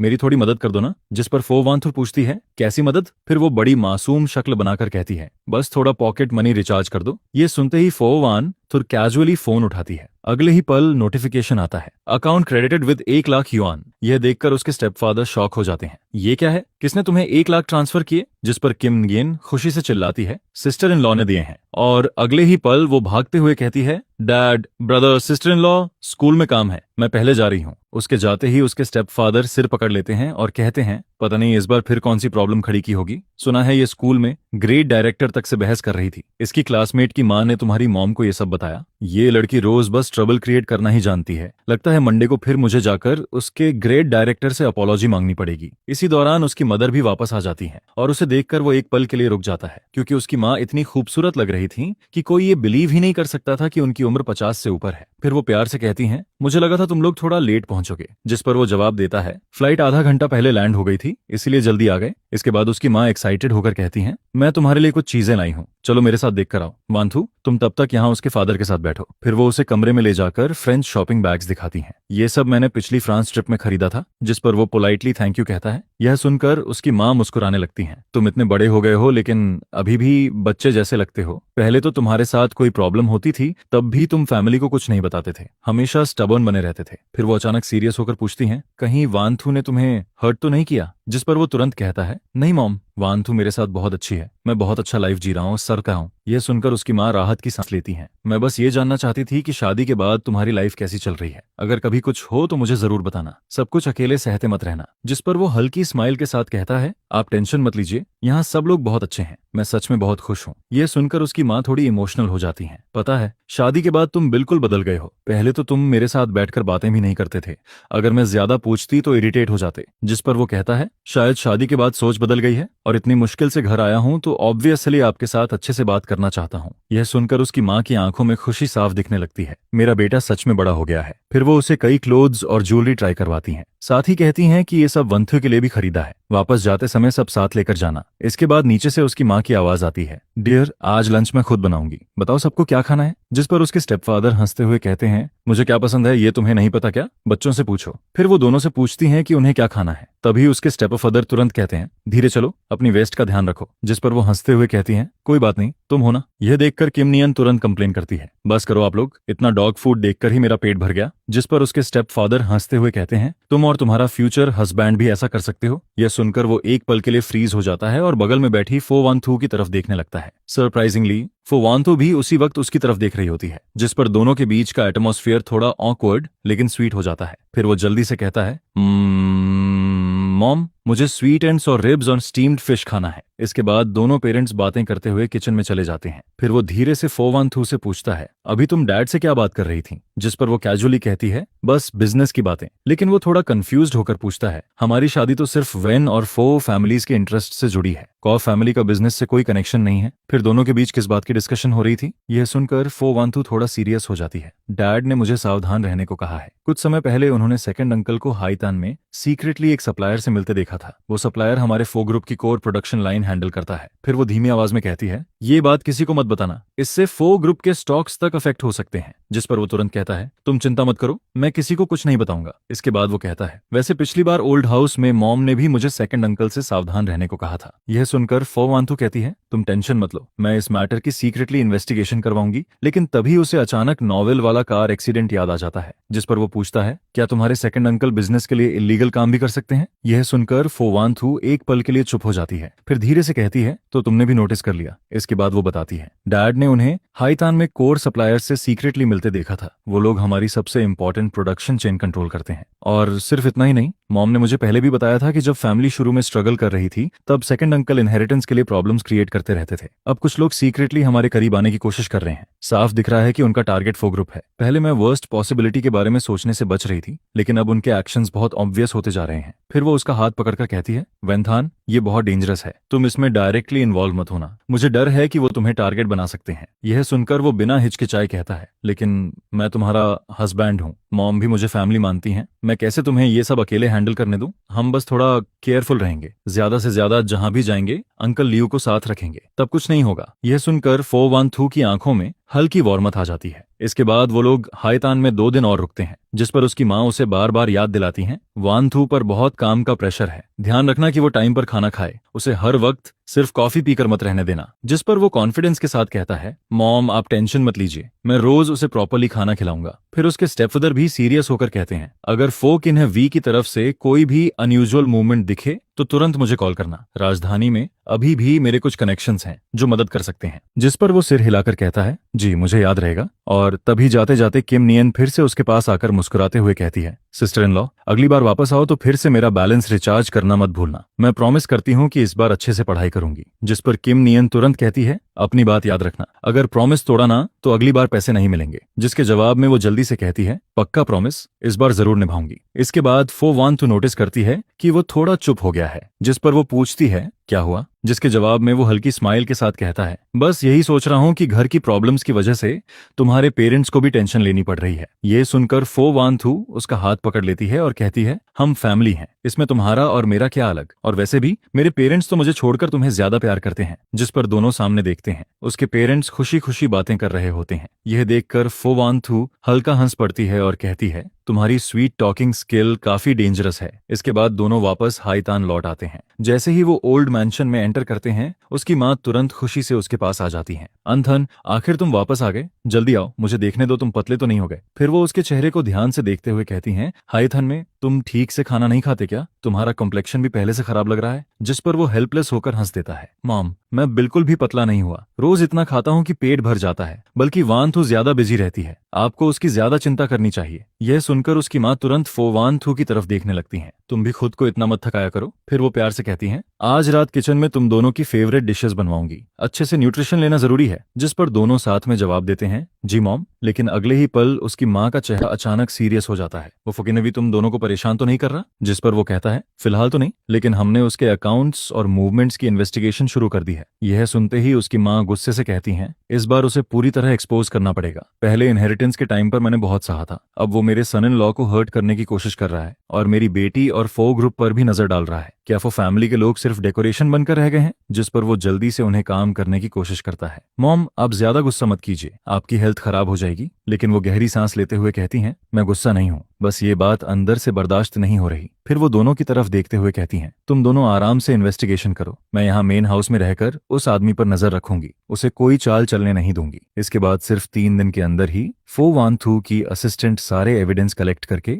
वापस राजधानी लौट आती है, जिस पर वो रिपोर्ट देते हुए कहती है, प्रेसिडेंट, सारी इन्वेस्टिगेशन क्लियर हो चुकी है। वाइस प्रेसिडेंट फो ने लिन सिटी ब्रांच के फंड्स में गड़बड़ की है। उसने 300 मिलियन युआन अपनी पर्सनल डेट्स चुकाने में इस्तेमाल किए हैं। सिर्फ इतना ही नहीं, उसने बाहर के कॉम्पिटिटर्स के साथ मिलकर वेस्ट सिटी वाले कोर प्रोजेक्ट को हथियाने की भी प्लानिंग की है। और सबसे डेंजरस बात यह है कि उसने सीक्रेटली आपकी कार के ब्रेक सिस्टम के साथ छेड़छाड़ करवाई थी। वो एक्सीडेंट क्रिएट करना चाहता था। यह सुनकर उसे तुरंत प्रीवियस असिस्टेंट का कार एक्सीडेंट याद आ जाता है। अब उसे समझ आता है कि वो सब भी उसी आदमी की प्लानिंग थी। जिस पर फोवानथुर कोल्ड एक्सप्रेशन के साथ कहती है, कल सुबह 10 बजे इमरजेंसी बोर्ड मीटिंग अरेंज करो। अगले दिन बोर्ड मीटिंग शुरू होती है एंड फोवानथुर सबके सामने अनाउंस करती है, फो किन्ह वी ने अपनी पोजीशन का मिसयूज करके कंपनी फंड्स एम्बेजल किए हैं, साथ ही कंपनी प्रेसिडेंट की हत्या की कोशिश भी की है। सारे एविडेंस कंफर्म हो चुके हैं। आज से उसे उसके सारे पोजीशन से रिमूव किया जाता है और लॉ के हिसाब से क्रिमिनल इन्वेस्टिगेशन शुरू होगी। यह सुनकर फो किन्ह वी तुरंत गुस्से में चिल्लाने लगता है, ये सब झूठ है, तुम लोग मुझे फंसा रहे हो। जिस पर फोवानथु बिना एक्सप्रेशन बदले कहती है, तुम्हें फंसाया गया है या नहीं, इसका जवाब जज देगा। इसके बाद ये खबर ओल्ड मैंशन तक पहुंच जाती है, जिस पर सेकंड मैडम गुस्से में चिल्लाती है, फोवानथु, तुम्हारी हिम्मत कैसे हुई मेरे हस्बैंड को अरेस्ट करवाने की? हमने तुम्हारे साथ कभी बुरा नहीं किया। लेकिन तभी ओल्ड मैडम गुस्से में टेबल पर हाथ मारती हैं। उसने मेरी बेटी और सन इन लॉ को नुकसान पहुंचाने की कोशिश की है। अगर तुमने और ड्रामा किया तो मैं तुम्हें भी इन्वेस्टिगेशन में घसीट दूंगी। इसके बाद पूरा मामला फाइनली सेटल हो जाता है। जिस पर फो वानथुर थकी हुई आवाज में उससे कहती है, अब आगे से कोई तुम्हें बली नहीं कर पाएगा। जिसके जवाब में वो मुस्कुराकर कहता है, ये सब तुम्हारी और मॉम की वजह से पॉसिबल हुआ है। फिर वो पूछता है, वैसे फो निम का क्या होगा? जिस पर फो वंथु कहती है, उसने शुरू से आखिर तक कुछ गलत नहीं किया, बल्कि सीक्रेटली अपने फादर को रोकने की कोशिश करता रहा। वो एक समझदार बच्चा है, इसलिए मैं उसे फो ग्रुप के बेस लेवल डिपार्टमेंट से ट्रेनिंग शुरू करवाऊंगी। आगे वो अपनी एबिलिटी के दम पर आगे बढ़ेगा। यह सुनकर वो तुरंत कहता है, तुमने बिल्कुल सही डिसीजन लिया। इसके बाद वो फिर से यूनिवर्सिटी में क्लासेस लेना शुरू कर देता है, जिस पर उसके कॉलेग्स और स्टूडेंट्स उसे देखकर एक्साइटेड हो जाते हैं। एक कॉलेग शर्मिंदा होकर कहता है, प्रोफेसर वेन, पहले मैंने गलतफहमी में आपके बारे में काफी उल्टा सीधा बोला था, प्लीज उसे दिल पर मत लीजिए। जिस पर वो मुस्कुराकर कहता है, कोई बात नहीं, हम सब कोलेग्स हैं, पुरानी बातों को भूल जाओ। यह सुनकर सामने वाला तुरंत राहत की सांस लेता है। फिर स्टूडेंट्स भी उसके आसपास इकट्ठा हो जाते हैं। प्रोफेसर वेन, आपकी टीचिंग इतनी इजी टू अंडरस्टैंड होती है, आप तो हमारे सेवर हो। प्रोफेसर वेन, जल्दी न्यू शॉर्ट वीडियोस अपलोड कीजिए ना, हम सब इंतजार कर रहे हैं। जिस पर वो हंसते हुए कहता है, ठीक है, मैं कोशिश करूंगा ज्यादा वीडियोस अपलोड करने की। इसके बाद शाम को फो वानथु उसे पिक करने आती है,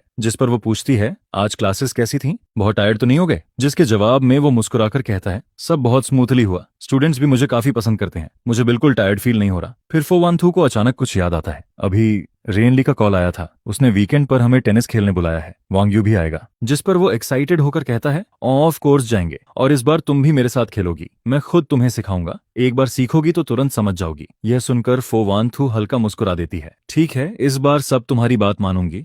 इसके बाद वीकेंड पर दोनों रेन लई के घर पहुंचते हैं, जिस पर वांग यू उन्हें देखते ही कहता है, ब्रोदर इन लॉ, आखिर तुम दोनों आ ही गए। मैंने आपका टेनिस वाला वीडियो देखा था, व्यू बहुत हाई थे, आप सच में अच्छा खेलते हो। जिस पर वो हंसते हुए कहता है, बस फन के लिए खेलता हूँ, कोई प्रोफेशनल प्लेयर नहीं हूँ। फिर वांग यू मजाक करते हुए कहता है, अब तो आप इंटरनेट सेलिब्रिटी टीचर बन चुके हो, अगली बार वीडियो शूट करो तो मुझे भी साथ लेना। जिस पर वो जवाब देता है, जब चाहो आ जाना, बस मेरे साथ प्रैक्टिस करने का टाइम निकालना पड़ेगा। इसके बाद एक रात दोनों ओल्ड मैंशन में डिनर कर रहे होते हैं। तभी अचानक ओल्ड मैडम चॉपस्टिक्स नीचे रख देती हैं, जिस पर वो सीरियस होकर कहती हैं, मुझे तुम दोनों से एक जरूरी बात करनी है। फिर वो सीधे अनथान की तरफ देखकर कहती हैं, तुम दोनों की शादी को आधे साल से ज्यादा हो गया है, रिलेशनशिप भी इतना अच्छा है, तो क्या अब मुझे जल्दी से ग्रैंड चाइल्ड गोद में लेने का मौका नहीं मिलेगा? मैं पूरे दिन घर में खाली रहती हूँ, बस बच्चों की देखभाल करना चाहती हूँ। यह सुनकर वो थोड़ा ऑकवर्ड होकर कहता है, मॉम, ये सब नेचुरली होने दीजिए। लेकिन ओल्ड मैडम तुरंत कहती हैं, नेचुरली क्या, मैं तो रोज इंतजार कर रही हूँ कि कब मुझे ग्रैंड चाइल्ड देखने को मिले, मैं खुद उन्हें हेल्दी और चबी बनाकर बड़ा करूंगी। यह सुनकर फो वानथुर शर्म से उसकी तरफ देखने लगती है और उसके दिमाग में फ्यूचर इमेजिनेशन चलने लगती है। फिर सीन बदलता है, जिस पर अचानक फो वानथु एक्साइटेड होकर उसके सामने रिपोर्ट लेकर आती है, अनथान देखो, मैं प्रेग्नेंट हूँ,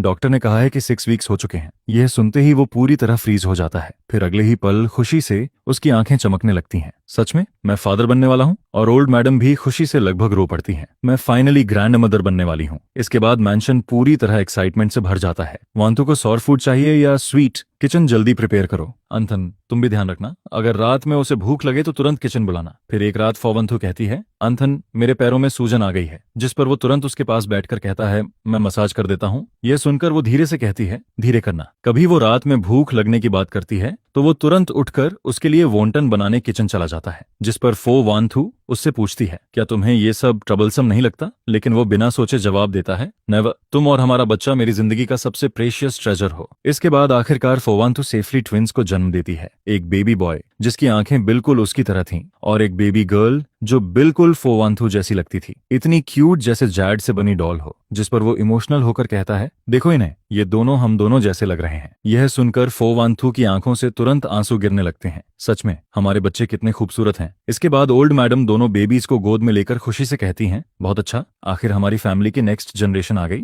फिर पूरा फो फैमिली मैंशन सेलिब्रेशन में बिजी हो जाता है। उसी दिन ग्रैंड बैंक्वेट ऑर्गेनाइज किया जाता है, जिस पर गेस्ट्स बच्चों को देखकर कहते हैं, ये बेबीज कितने क्यूट हैं, हमें 2 दिन के लिए घर ले जाने दो ना। यह सुनकर बाकी लोग हंसने लगते हैं। फिर वो धीरे से फो वांथु का हाथ पकड़ता है और दोनों सामने चल रही वार्म और लाइवली फैमिली गैदरिंग को देखते रहते हैं। जिस पर फो वांथु धीरे से कहती है, अनथान, थैंक यू, तुमने मुझे इतना कंप्लीट फैमिली दिया। लेकिन वो उसकी तरफ देखकर मुस्कुरा देता है। वांथु, थैंक यू तो मुझे कहना चाहिए।